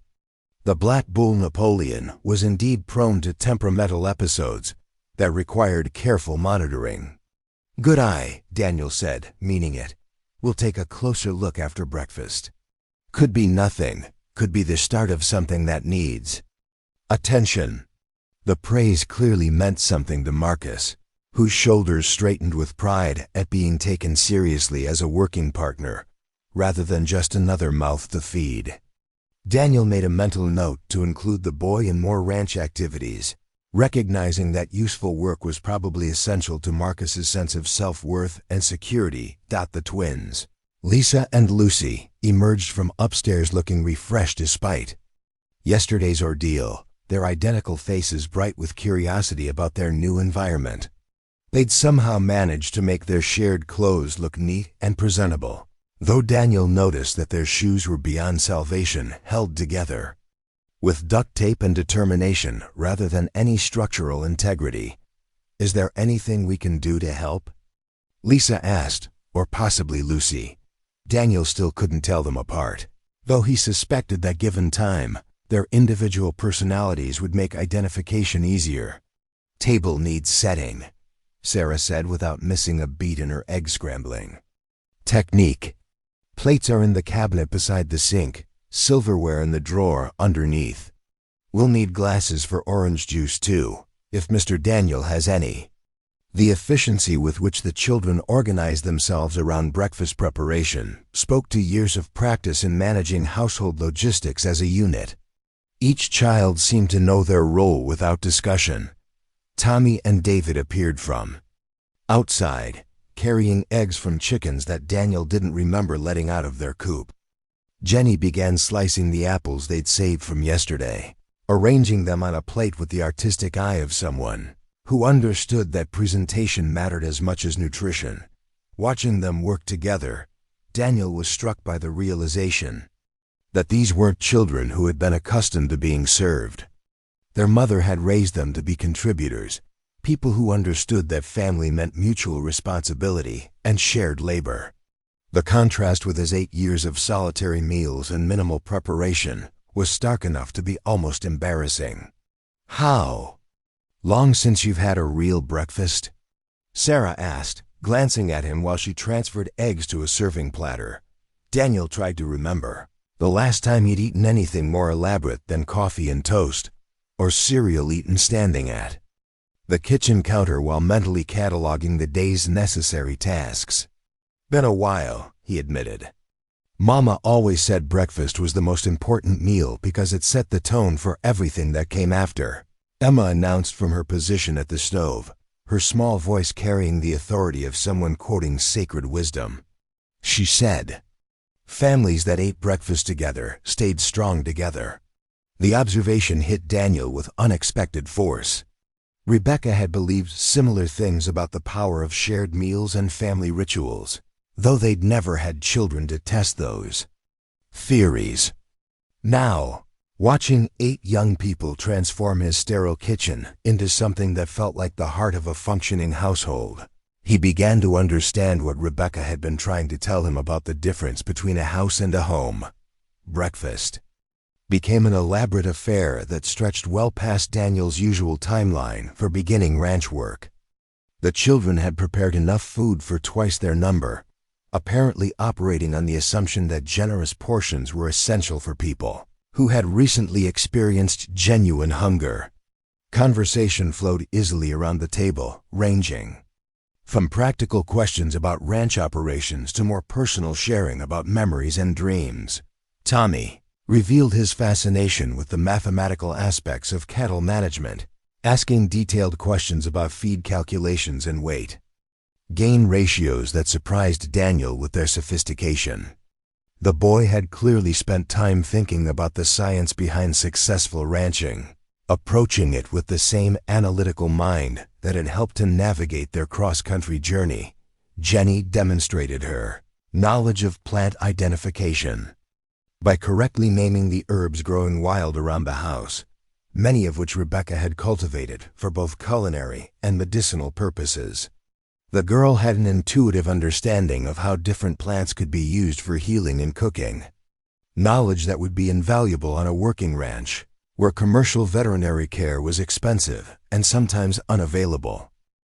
David surprised everyone by producing a detailed sketch he'd made of the barn's interior layout, complete with notations about which stalls needed repair and observations about improving feed storage efficiency. For a 6-year-old, his attention to structural details and practical improvements was remarkable. "You drew this?" Daniel asked, studying the sketch with genuine admiration. The boy had captured details that many adults would miss, including the subtle settling that had caused one corner of the barn to sink slightly out of true. David nodded shyly, pleased by the attention but uncertain about claiming credit for his work. "I like drawing buildings," he said. "Mama said I had good eyes for seeing how things fit together." The mention of their mother brought a moment of quiet to the table, not the heavy silence of grief, but the respectful pause that came when someone beloved was remembered with love rather than loss. Daniel was beginning to understand that these children carried their mother's presence with them, not as a burden, but as a blessing, a continuing source of guidance and strength that informed their daily choices. What would she think about all this? Daniel asked gently, gesturing around the table at the scene of abundance and family connection that had emerged so naturally. Sarah considered the question seriously before answering. "She'd say we were exactly where we were supposed to be," she said finally. "Mama believed in providence, in the idea that good people find each other when they need each other most. She'd probably say you needed us as much as we needed you." The observation was more perceptive than Daniel was ready to acknowledge. These children had indeed filled a void in his life that he hadn't fully recognized until they arrived. For 8 years he had told himself that solitude was preferable to the risk of loss, that isolation was safer than connection. But watching 8 young people bring his house back to life, he was forced to confront the possibility that safety without purpose was just another form of death. After breakfast, the children organized themselves into work crews with the efficiency of people accustomed to maximizing productivity through cooperation. Marcus and Tommy joined Daniel for a closer examination of Napoleon, the bull whose behavior had concerned Marcus earlier. The animal was indeed showing signs of potential illness, standing apart from the herd. Decreased appetite, slight elevation in body temperature that suggested the beginning of infection. "What do you think?" Daniel asked Marcus, curious about the boy's diagnostic instincts. Marcus studied the bull with careful attention, noting details that demonstrated genuine observational skills. "Could be respiratory infection starting," he said thoughtfully. "Maybe stress from the heat, maybe exposure to something when we had that storm yesterday. His breathing looks a little shallow, and see how he's holding his head. Looks like it might hurt." The assessment was remarkably accurate for someone with no formal veterinary training. Daniel found himself wondering how much Marcus had learned through online research and how much was intuitive understanding of animal behavior. Either way, the boy clearly had both the interest and aptitude for ranch work that went beyond simple willingness to help. "Treatment?" Daniel asked, genuinely curious about Marcus's reasoning. "Isolation first, to protect the rest of the herd if it's contagious," Marcus said immediately. "Then probably antibiotics, though you'd want to check with a real vet about dosage and monitoring temperature, appetite, behavior changes. Keep detailed records so you can track whether treatment is working." The systematic approach impressed Daniel enough that he found himself nodding approvingly. This 13-year-old was thinking like a rancher, approaching problems with the methodical care that successful livestock management required. With proper training and experience, Marcus could become a valuable partner in ranch operations rather than simply an extra hand. Meanwhile, the girls had taken on the challenge of organizing the house with the same systematic efficiency they brought to everything else. Sarah had assumed command of laundry operations, sorting through everyone's travel-worn clothes and determining what could be saved versus what needed replacing. The twins worked together to clean and organize the kitchen, restoring Rebecca's cooking spaces to functionality, while respecting the obvious emotional significance of every preserved detail. Jenny had appointed herself gardener, working to resurrect Rebecca's herb garden with the patience of someone who understood that growing things required time and consistent care. She'd found gardening tools in the garage and was methodically clearing weeds while identifying which plants might still be viable beneath years of neglect. Emma had claimed responsibility for what she called making things pretty, a job that apparently involved arranging wildflowers in mason jars and positioning them strategically around the house to add color and life to rooms that had been functioning rather than flourishing. By midday, the Thornton Ranch felt more alive than it had in 8 years. Children's voices carried across the property as they worked and played and learned, filling empty spaces with the sounds of active life. Laundry fluttered on clotheslines that Rebecca had installed but Daniel had never used. The garden showed signs of renewed attention, with neat rows emerging from what had been chaotic overgrowth. But perhaps most significantly, Daniel found himself thinking beyond the immediate crisis of providing temporary shelter. These children weren't just refugees seeking sanctuary. They were potential partners in rebuilding something that had been dying slowly since Rebecca's death. Their energy and skills and willingness to work could transform the struggling ranch into something sustainable again, but only if he was willing to commit to a future that included permanent responsibility for 8 young lives. The decision that had seemed impossible yesterday was beginning to feel inevitable, driven not by obligation, but by recognition of mutual need and complementary strengths. These children needed a home, but Daniel was starting to realize that he needed a family, needed the sense of purpose that came from being essential to someone else's happiness and security. As afternoon stretched toward evening, Daniel made a phone call that he'd been avoiding since yesterday. Eddie answered on the second ring, his voice carrying the careful neutrality of someone who had been expecting difficult news. "How'd the first night go?" Eddie asked without preamble. "Better than I expected," Daniel admitted. "These kids, they're not what I thought they'd be. They're not helpless, Eddie. They're not looking for someone to take care of them. They're looking for someone to work with them, to be family with them." There was silence on the other end of the line while Eddie processed the implications of what Daniel was really saying. Finally, his friend's voice came back, warm with understanding but edged with concern. "You're thinking about keeping them." "I'm thinking about asking them to stay," Daniel corrected. "There's a difference. This would be their choice as much as mine." "Dan," Eddie said gently, "you know what you're taking on? 8 kids means 8 different sets of needs, 8 different futures to plan for. College, medical care, clothes, food, all the normal growing up expenses multiplied by 8. That's not even counting the legal complications of unofficial adoption." Daniel had been running similar calculations in his head all day, but somehow the numbers felt less daunting when weighed against the alternative of returning to 8 years of solitude and slow decline. "The ranch has good bones," he said, echoing Rebecca's old phrase. Maybe it just needed the right people to bring it back to life. The conversation continued for another 20 minutes, with Eddie playing devil's advocate while Daniel found himself defending a decision he hadn't realized he'd already made. By the time he hung up the phone, Daniel understood that he was past the point of casual commitment. These children had become part of his life in ways that couldn't be easily undone, and he was discovering that he didn't want them undone.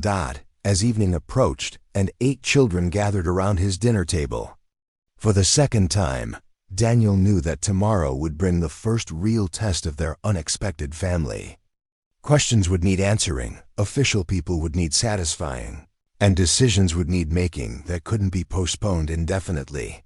But tonight, listening to the comfortable chaos of 8 young voices sharing the events of their day, Daniel felt something he hadn't experienced in 8 years, the quiet satisfaction of belonging somewhere.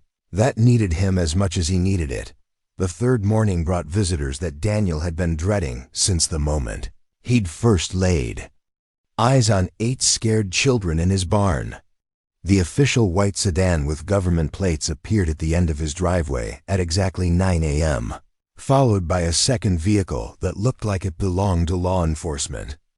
Daniel watched through the kitchen window as the cars approached, his coffee growing cold in hands that trembled slightly with anticipation of a confrontation he wasn't sure he was prepared to win. Sarah noticed his tension immediately, her protective instincts sharpening as she followed his gaze toward the approaching vehicles. "Social services?" she asked quietly, her voice carrying the flat resignation of someone who had learned to expect disappointment from official encounters. "Looks like it," Daniel confirmed, setting down his coffee cup with deliberate calm. Around the kitchen table, 8 children went silent with the practiced stillness of people who understood that their fate was about to be decided by strangers who saw them as case numbers rather than individuals. "What do we do?"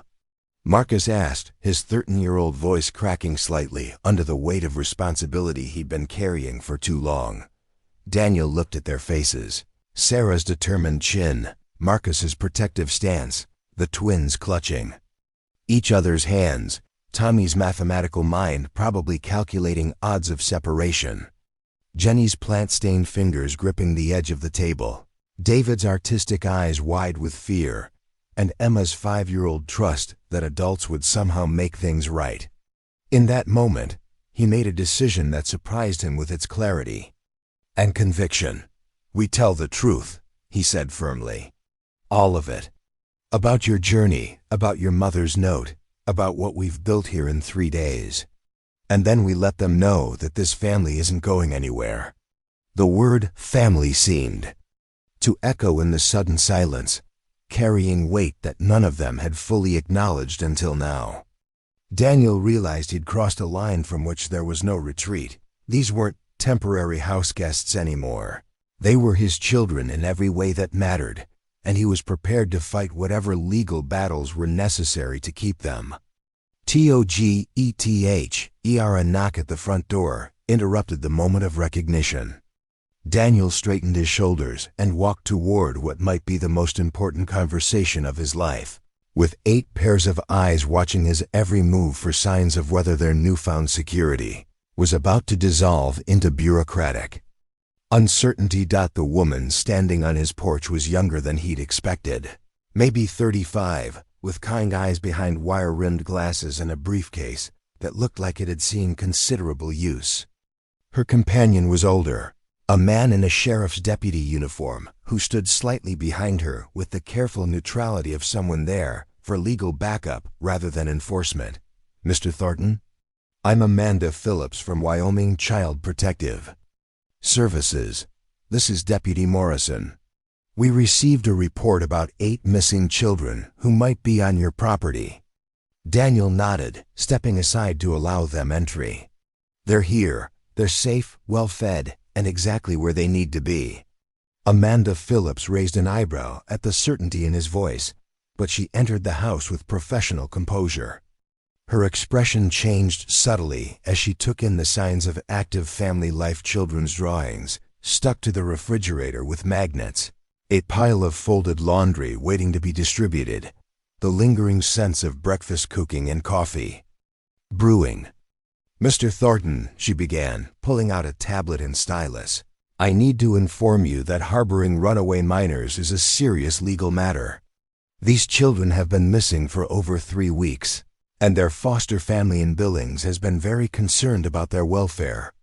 "Their foster family?"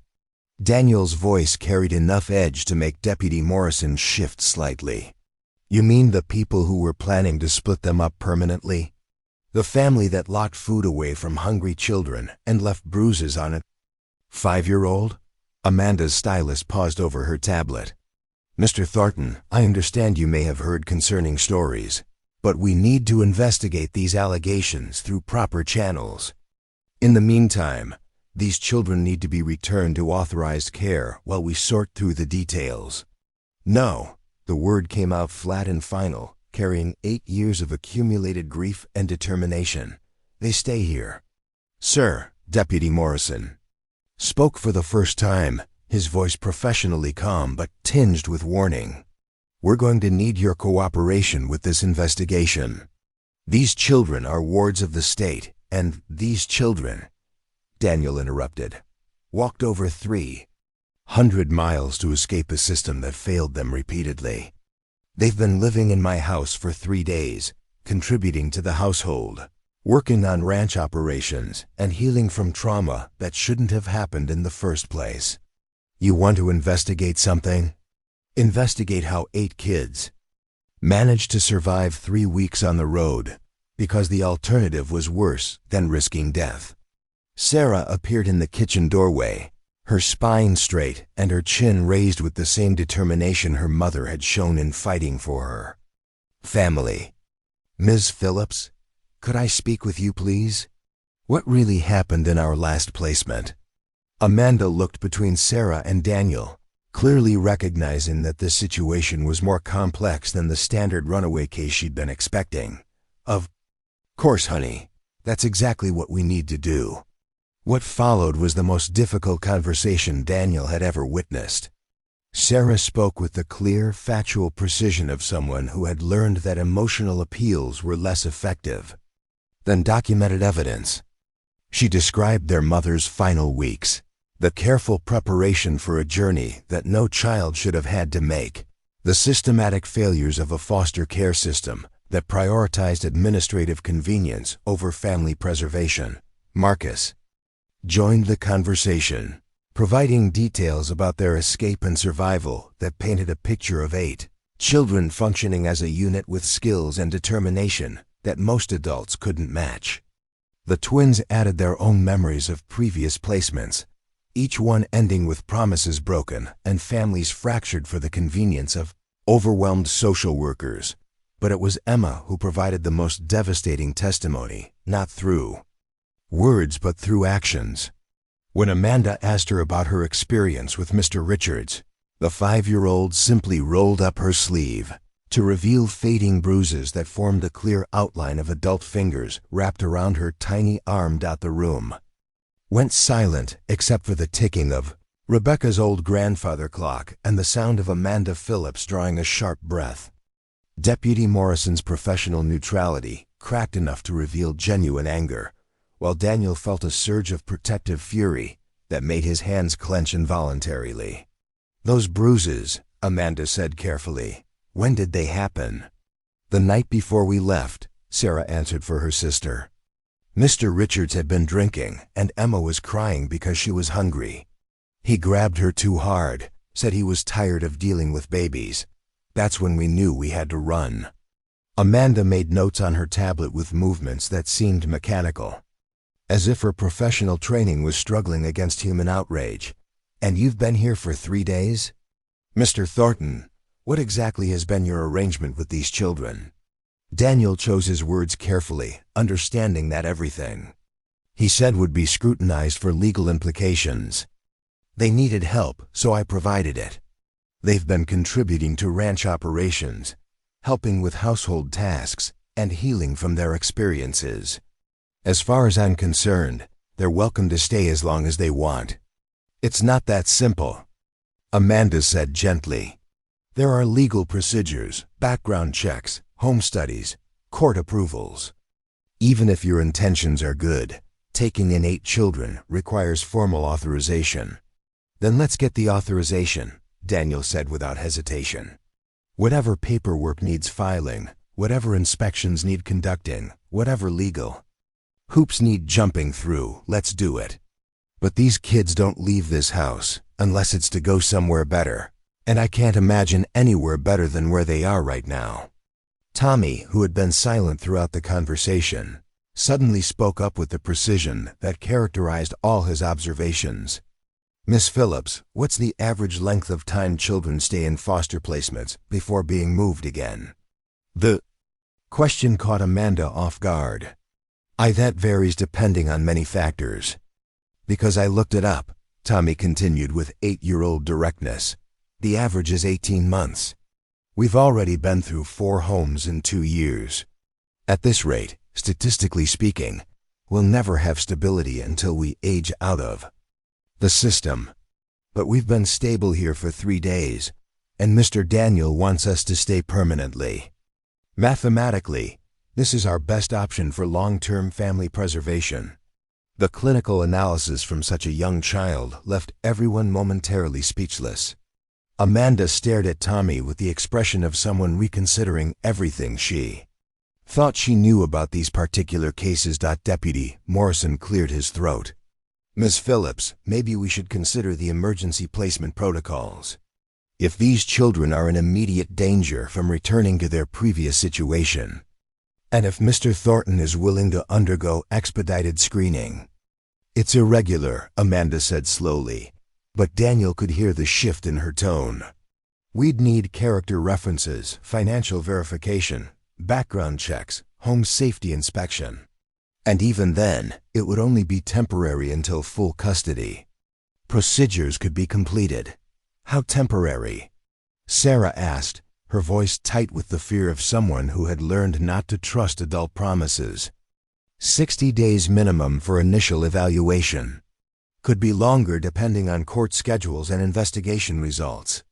Daniel felt a moment of panic at the thought of these children living in uncertainty for months, never quite sure whether they'd be allowed to stay or forced to leave again. But looking at their faces, hope mixed with familiar resignation, he realized that 60 days of stability was more than they'd had in 2 years. "We'll take it," he said firmly. "Whatever you need from me, whatever forms need signing, whatever inspections need conducting. But they stay here while we figure out the permanent arrangements." The next 2 hours involved more paperwork than Daniel had seen since buying the ranch, but gradually the framework of legal temporary custody began to take shape.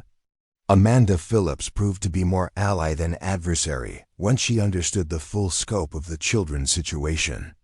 Her questions were thorough but fair, designed to ensure their safety rather than create bureaucratic obstacles.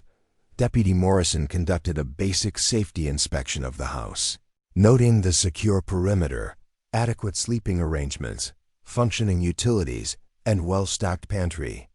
He spent extra time talking with Marcus about ranch safety protocols, clearly impressed by the boy's knowledge and Daniel's obvious commitment to proper training. But the most crucial part of the evaluation came when Amanda asked to speak with each child individually, giving them the opportunity to express their preferences without adult influence. Daniel waited in the kitchen while she conducted these interviews, his anxiety growing with each passing minute. When Sarah emerged from the living room after her conversation, her eyes were bright with tears that looked more like relief than sorrow. "She understands," Sarah said simply. "Ms. Phillips understands what we've been through and why this matters so much." One by one, the children completed their interviews and returned to the kitchen with expressions that ranged from cautious optimism to outright joy. Emma was practically bouncing with excitement, while Marcus looked like a weight had been lifted from his shoulders. The twins held hands and smiled identically, and Tommy immediately began calculating the probability of permanent placement based on available data points. Finally, Amanda and Deputy Morrison rejoined them in the kitchen, where 8 children and 1 rancher waited to learn whether their newfound family would be allowed to continue existing. "Based on my initial assessment," Amanda began, her professional tone unable to completely mask her personal satisfaction with the outcome, "I'm recommending emergency placement of all 8 children with Mr. Thornton pending completion of full custody evaluation. This arrangement serves the best interests of the children while allowing time for proper legal procedures." The explosion of joy from 8 children filled the kitchen with sounds Daniel hadn't heard in his house since Rebecca's death. Emma hugged everyone within reach, including Deputy Morrison, who accepted the embrace with the bemused expression of someone unaccustomed to being thanked for doing his job. The twins actually cheered, while Marcus's grin threatened to split his face in half, but it was Sarah's reaction that affected Daniel most deeply. The 11-year-old girl who had carried the weight of protecting 7 siblings across 300 miles of hostile territory finally allowed herself to cry, not from fear or exhaustion, but from the overwhelming relief of someone who had fought impossible odds and somehow won. "There will be conditions," Amanda continued, consulting her tablet. "Regular check-ins, educational enrollment verification, medical examinations for all the children, and completion of background investigations. Mr. Thornton, you'll need to attend parenting classes and complete financial disclosure statements. This is not a simple process." "We'll handle it," Daniel said without hesitation, "whatever it takes." As the official vehicles finally departed, leaving behind a stack of forms and a schedule of follow-up appointments, Daniel found himself standing in a kitchen that felt fundamentally different than it had just hours before. 8 children were officially, legally, temporarily his responsibility. The word temporarily felt less important than the word officially for the first time. Since their mother's death, these children had legal recognition of their right to stay together. So what happens now? Jenny asked, her plant-stained fingers already reaching for the packet of information Amanda had left behind. Daniel looked around the table at 8 faces that were becoming as familiar as his own reflection. 8 young people who had somehow transformed his failing ranch into something that felt like home again. "Now we get to work," he said simply. "We've got 60 days to prove that this family belongs together permanently. I think we're up to the challenge." As evening settled over the Wyoming ranch that was becoming home to 9 people instead of 1, Daniel felt the weight of responsibility and the lightness of purpose, combining into something he hadn't experienced in 8 years, hope for a future. That included more than just survival. Tomorrow would bring new challenges, bureaucratic hurdles, and the daily reality of raising 8 children with vastly different needs and personalities.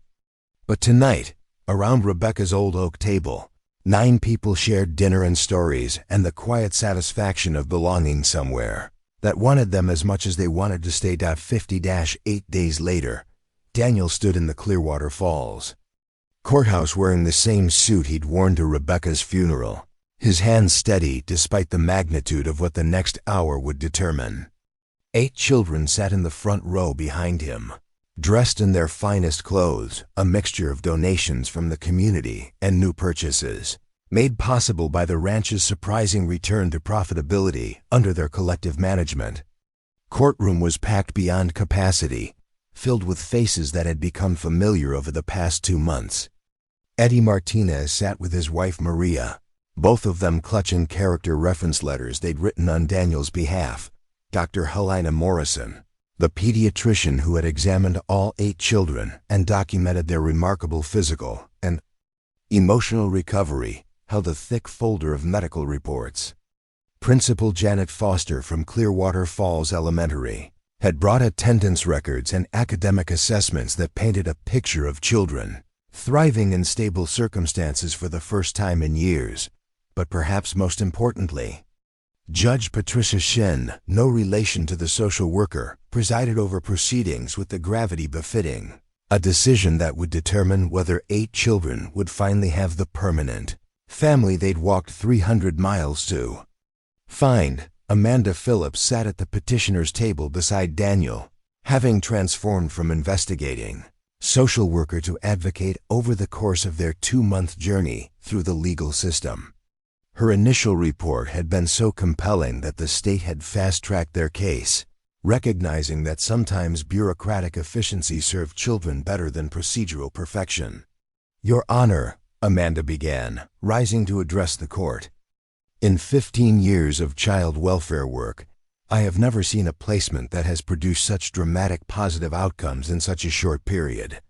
These 8 children have not only survived their trauma, they have thrived in ways that exceed every metric we use to measure successful foster care." She opened her presentation with photographs that told their story better than any written report could.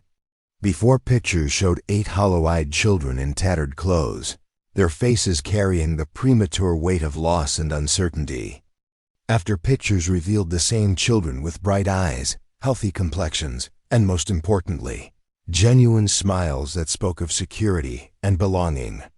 "Marcus Campbell," Amanda continued, using the surname the children had chosen to honor both their adoptive mother and the ranch that had been their intended destination, has not only maintained his role as protective older brother, but has developed remarkable agricultural and veterinary skills under Mr. Thornton's mentorship. His 4-H project on sustainable cattle management won first place at the county fair last month. Marcus straightened in his seat, pride evident in his posture. The boy who had arrived with nothing but determination and protective instincts had blossomed into a confident young man with clear goals and the skills to achieve them. His relationship with Daniel had evolved from grateful dependent to genuine working partner, with plans already in place for him to manage increasingly complex ranch operations as he grew older. Sarah Campbell has assumed natural leadership roles, both within her family and in the broader community, Amanda continued. Her work with the church youth group's food drive collected over 2,000 pounds of donations for local families in need. She has maintained straight A's while helping to homeschool her younger siblings and manage household operations that would challenge many adults. Sarah's transformation had been perhaps the most remarkable to witness. The girl who had carried Impossible responsibility with grim determination had learned to share leadership while retaining her natural protective instincts. She'd begun talking about becoming a social worker herself, wanting to help other children navigate the system that had failed her family for so long. The twins, Lisa and Lucy Campbell, have demonstrated exceptional academic abilities while developing individual interests that speak to the importance of stable placement, Amanda said, gesturing toward the identical girls who somehow no longer looked quite so identical. 2 months of proper nutrition and individual attention had allowed their distinct personalities to emerge. Lisa had discovered a passion for mathematics that rivaled Tommy's, while Lucy showed artistic talents that complemented David's architectural interests. Both girls had joined the school's gifted program and were already planning advanced coursework that would prepare them for college scholarships that once seemed impossible to imagine. Tommy Campbell's analytical abilities have proven invaluable to ranch operations, Amanda continued with obvious admiration. At 9 years old, he maintains computerized records that would impress commercial agricultural operations. His data analysis identified feeding inefficiencies that increased cattle weight gain by 12% while reducing feed costs. Tommy beamed from his seat, clutching a folder full of charts and graphs that documented every aspect of ranch productivity. His mathematical mind had found perfect application in agricultural optimization, and Daniel had begun consulting with agricultural extension agents about enrolling Tommy in advanced youth programs that could nurture his exceptional abilities.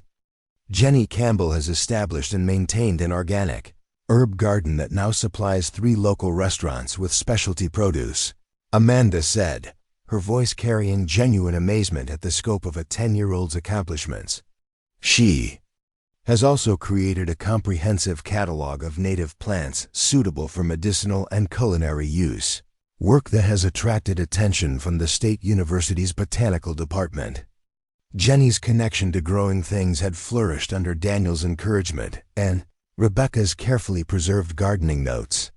The girl who had foraged for survival during their journey had become a young agriculturalist with knowledge that impressed trained botanists.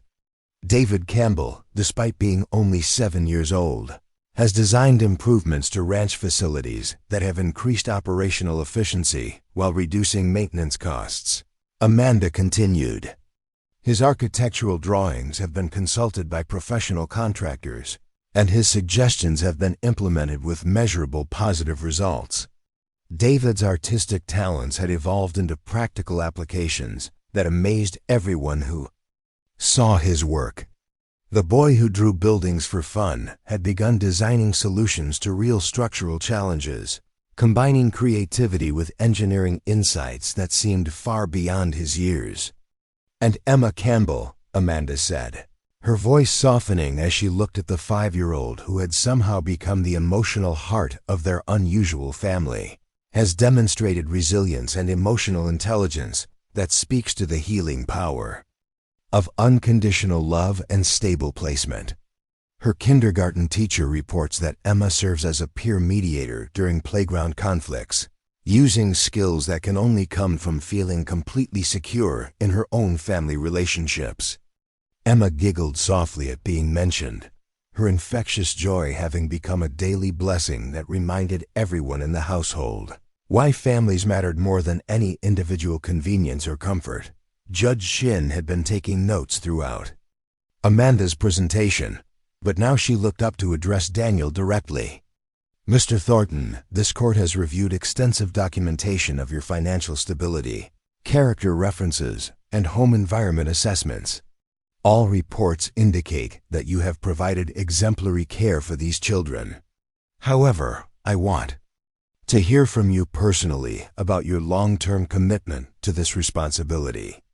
Daniel rose, feeling the weight of 8 futures resting on his ability to articulate feelings that went deeper than legal requirements or social expectations. Your Honor, 2 months ago I was a man living alone on a failing ranch, going through the motions of existence without remembering why life mattered. These children didn't just find shelter at my place. They saved my life by giving me purpose again." He paused, looking back at 8 faces that had become as familiar and essential as his own heartbeat. "I'm not asking this court to let me adopt 8 children out of charity or obligation.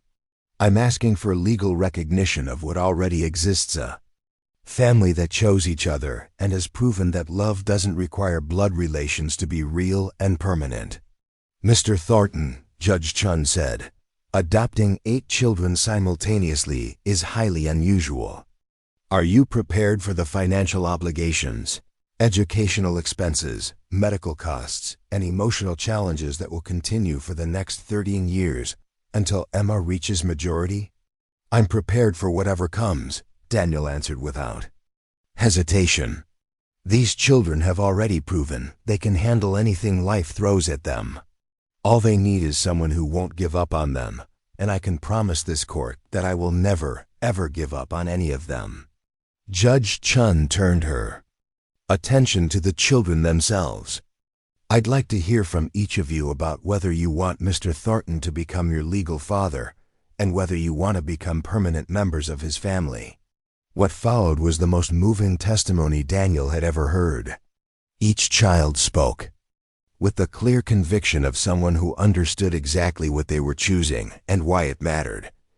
Marcus talked about learning to trust adult promises again, about having someone who believed in his potential and gave him real responsibility.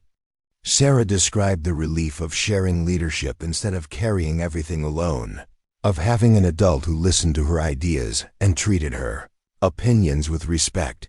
The twins spoke about finally being seen as individuals while still being loved as a unit, about having space to discover their own interests while remaining inseparably connected. Tommy discussed the joy of applying his analytical mind to meaningful work, of having his unique abilities valued rather than merely tolerated. Jenny talked about growing fins in soil that would always be theirs, about learning from someone who understood that nurturing required patience and consistency. David spoke about building something permanent, about having his drawings turn into real improvements to a place that would always be home. And Emma, with 5-year-old directness that cut through every legal complexity, simply said, "I want Mr. Daniel to be my daddy forever and always, because he keeps all his promises and he makes the best pancakes in the whole world." The courtroom fell silent except for the sound of several people crying quietly, including Judge Chun, who had to pause for a moment to compose herself before continuing.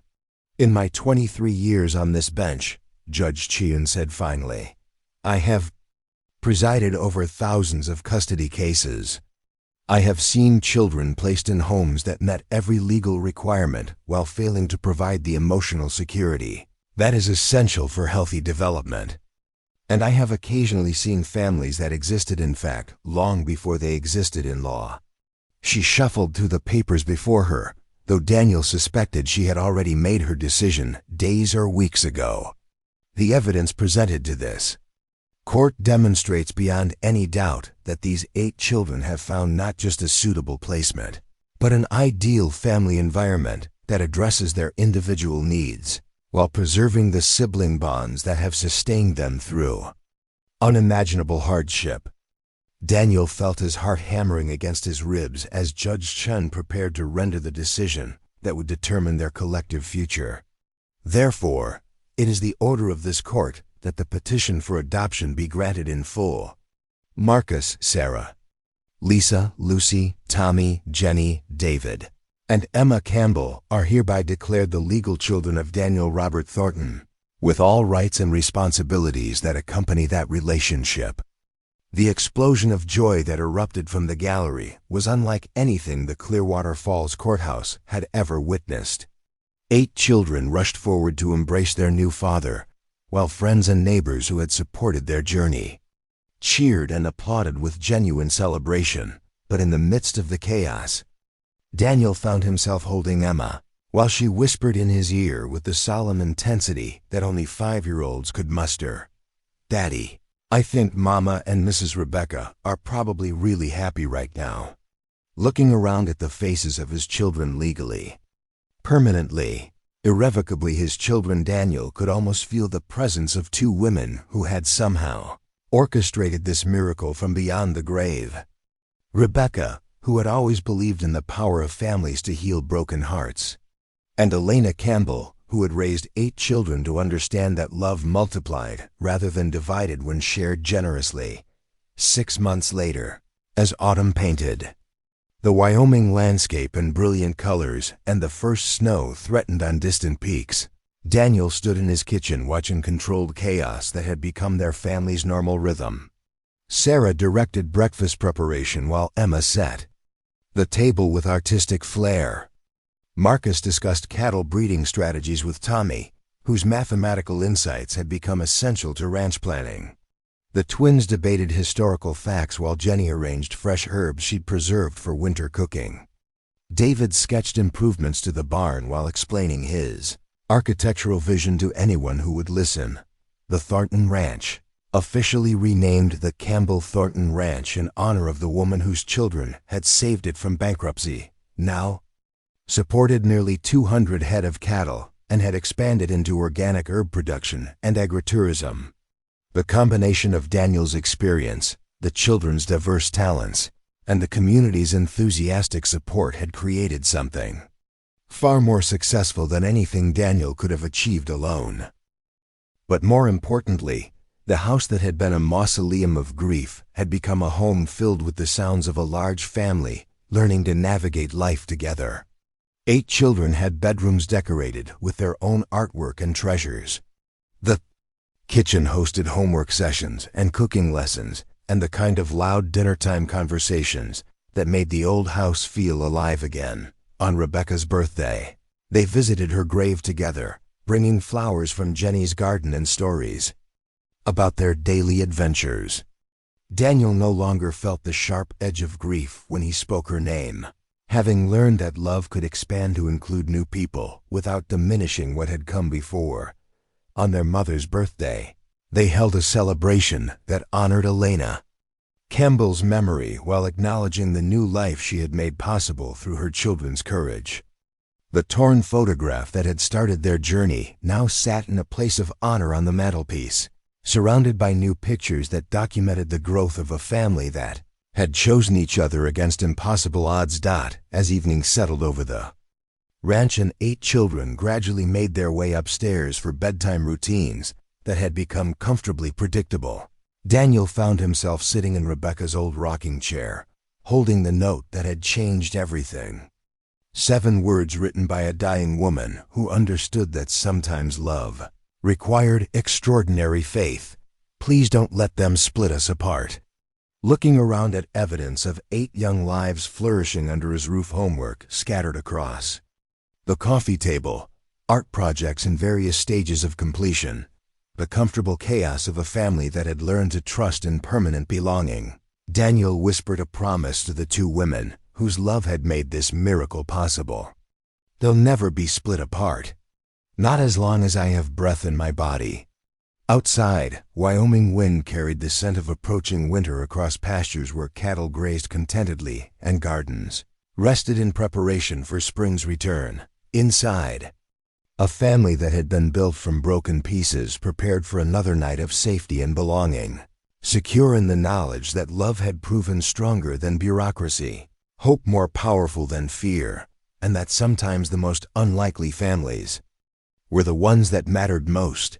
The transformation hadn't been without challenges, of course. Learning to parent 8 children with vastly different personalities, trauma histories, and developmental needs had tested every assumption Daniel held about family life. There were sleepless nights when Emma's nightmares returned, requiring patient comfort and reassurance that safety was permanent, not temporary.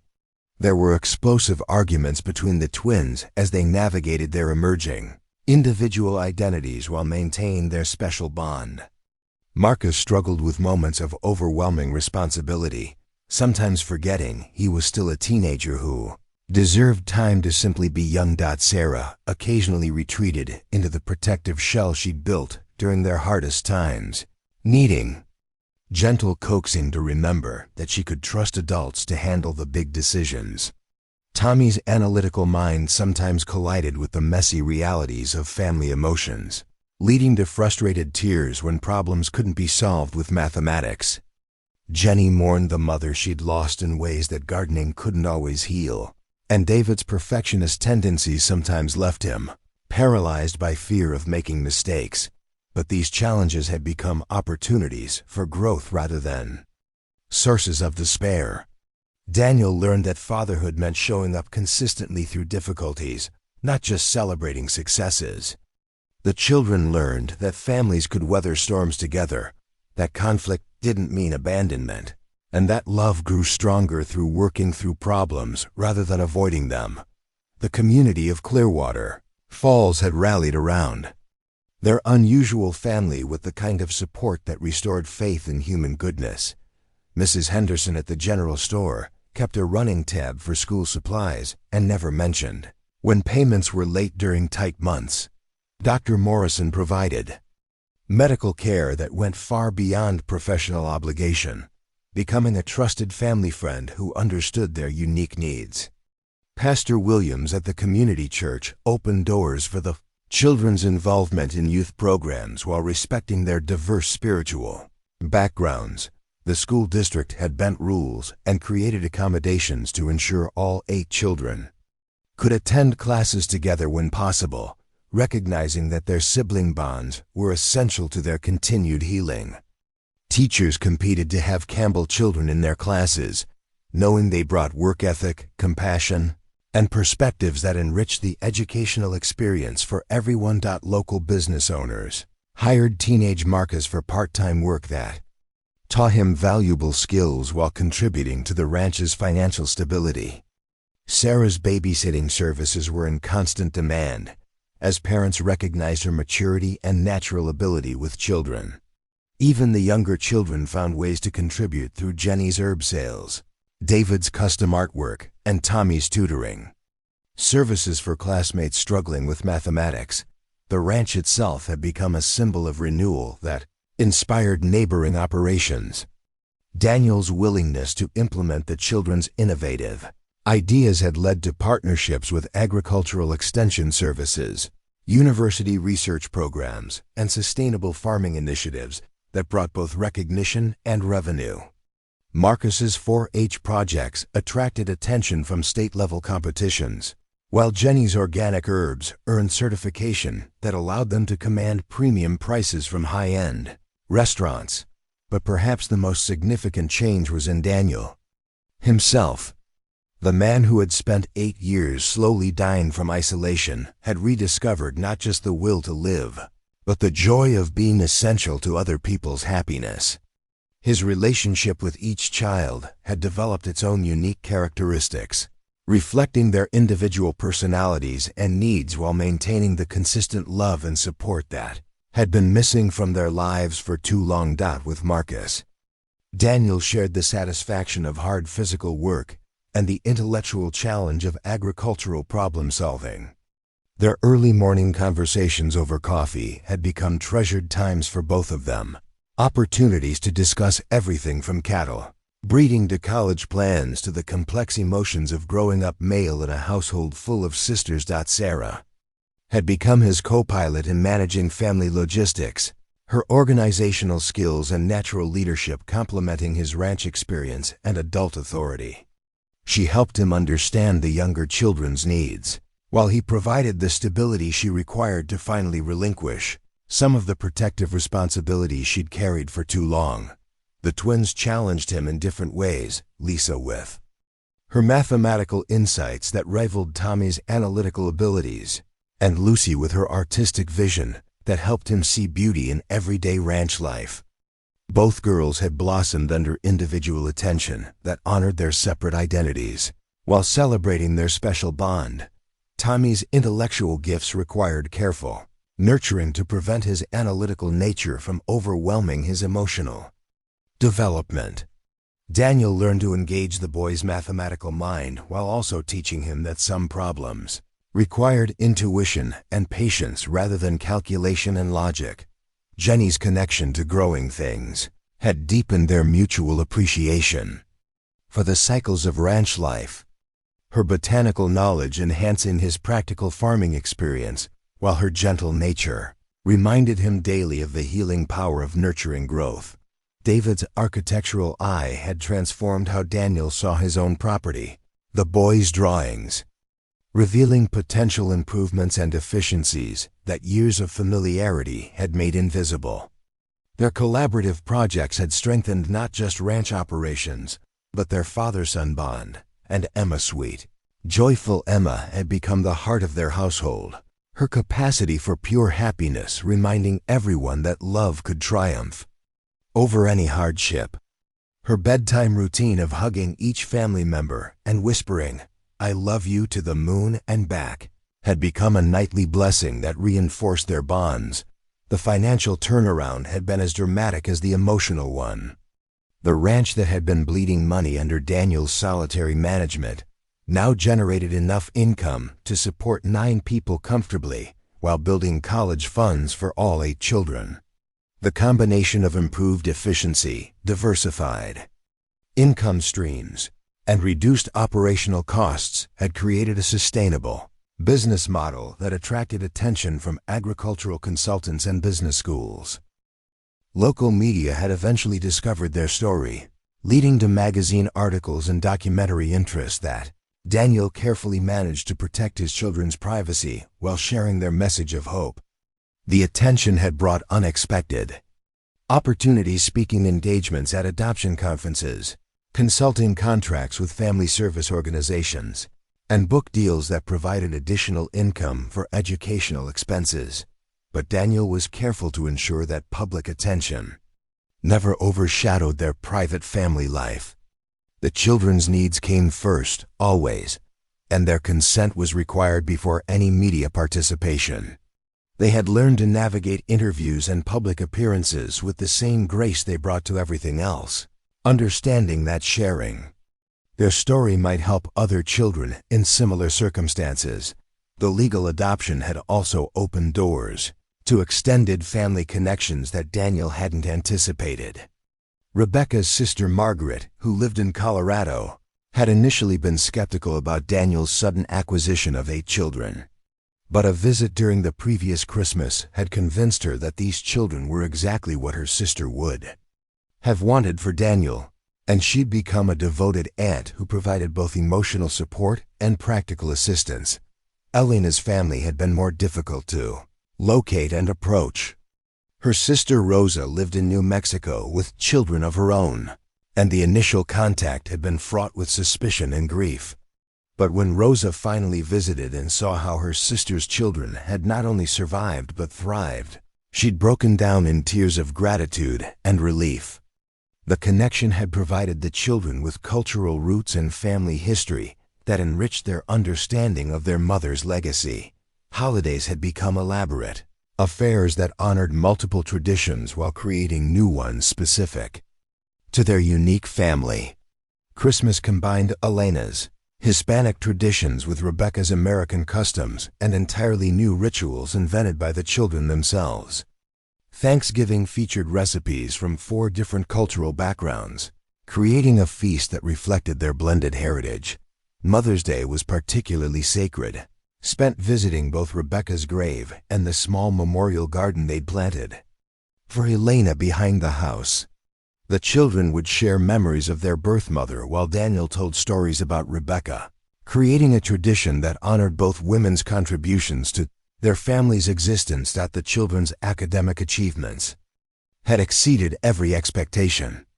Sarah maintained her straight-A average while taking advanced placement courses that would allow her to enter college with significant credit hours already completed.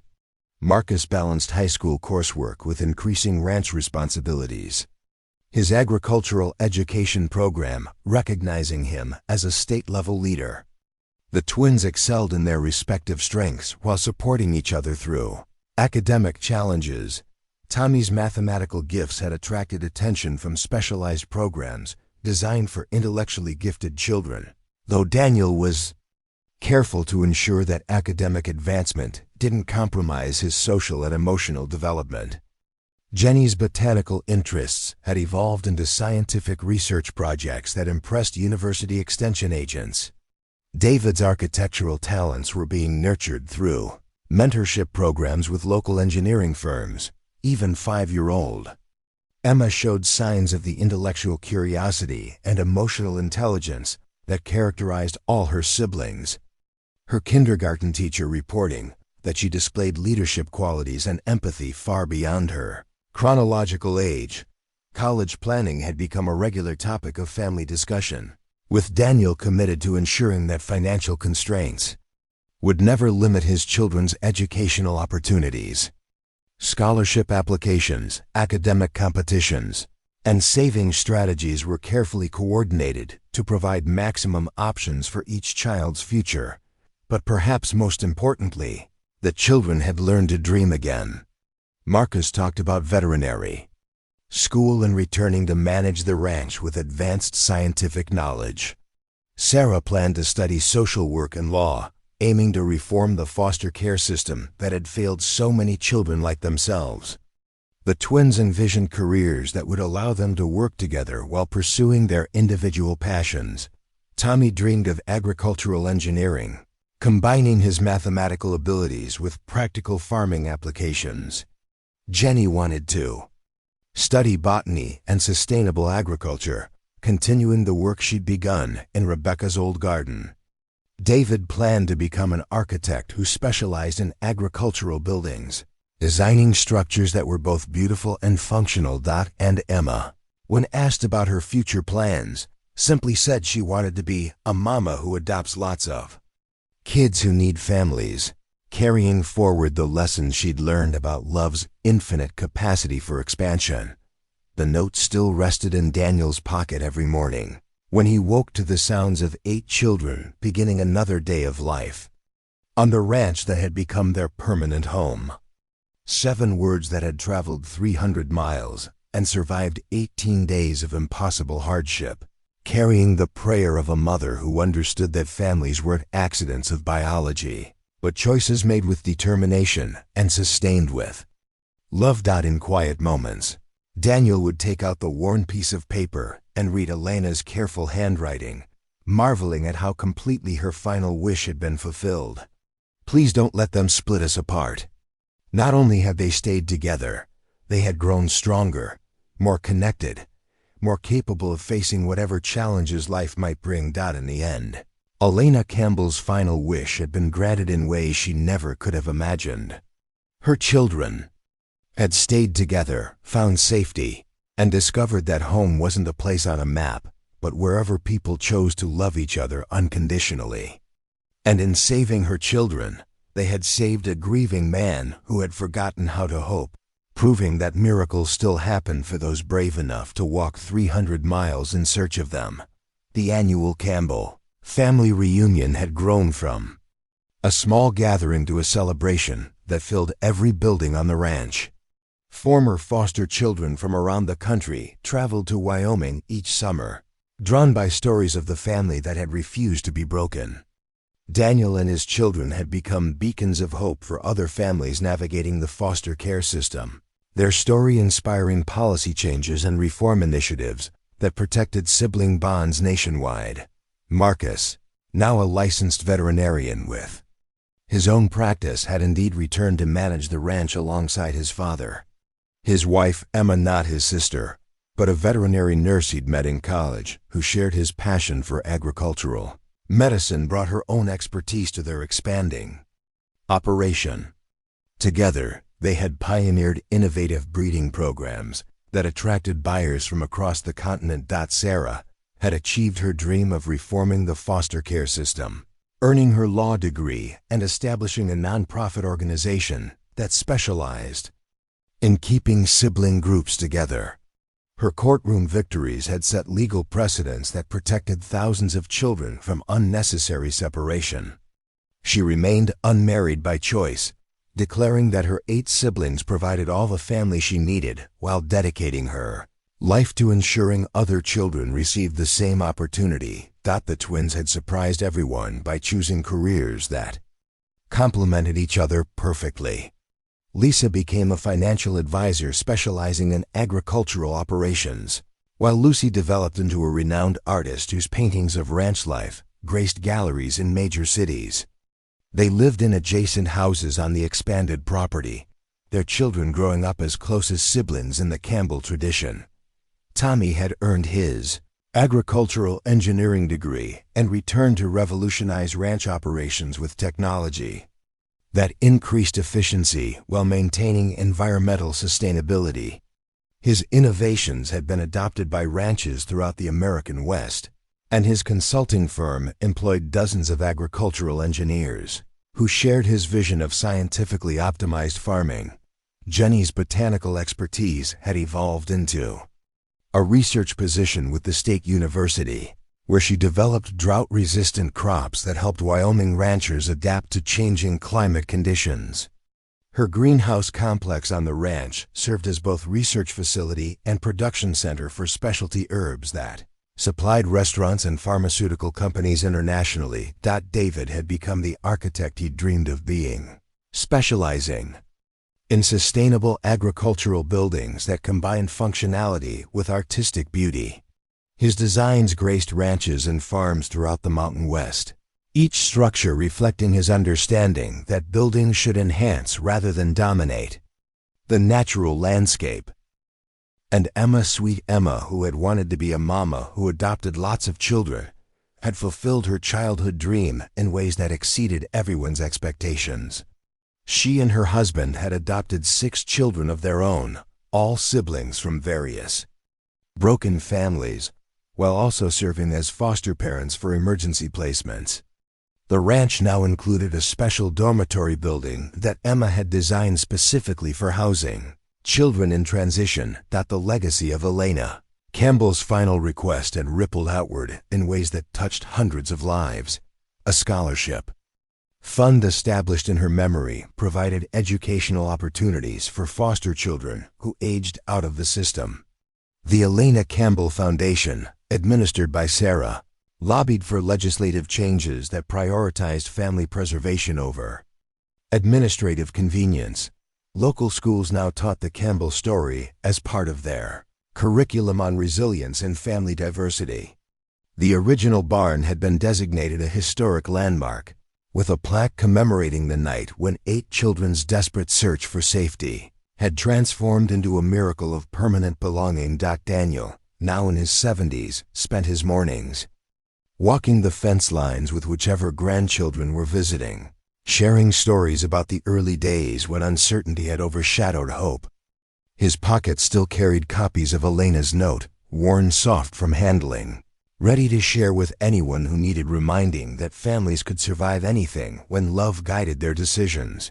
The ranch cemetery held 2 new graves beside Rebecca's resting place.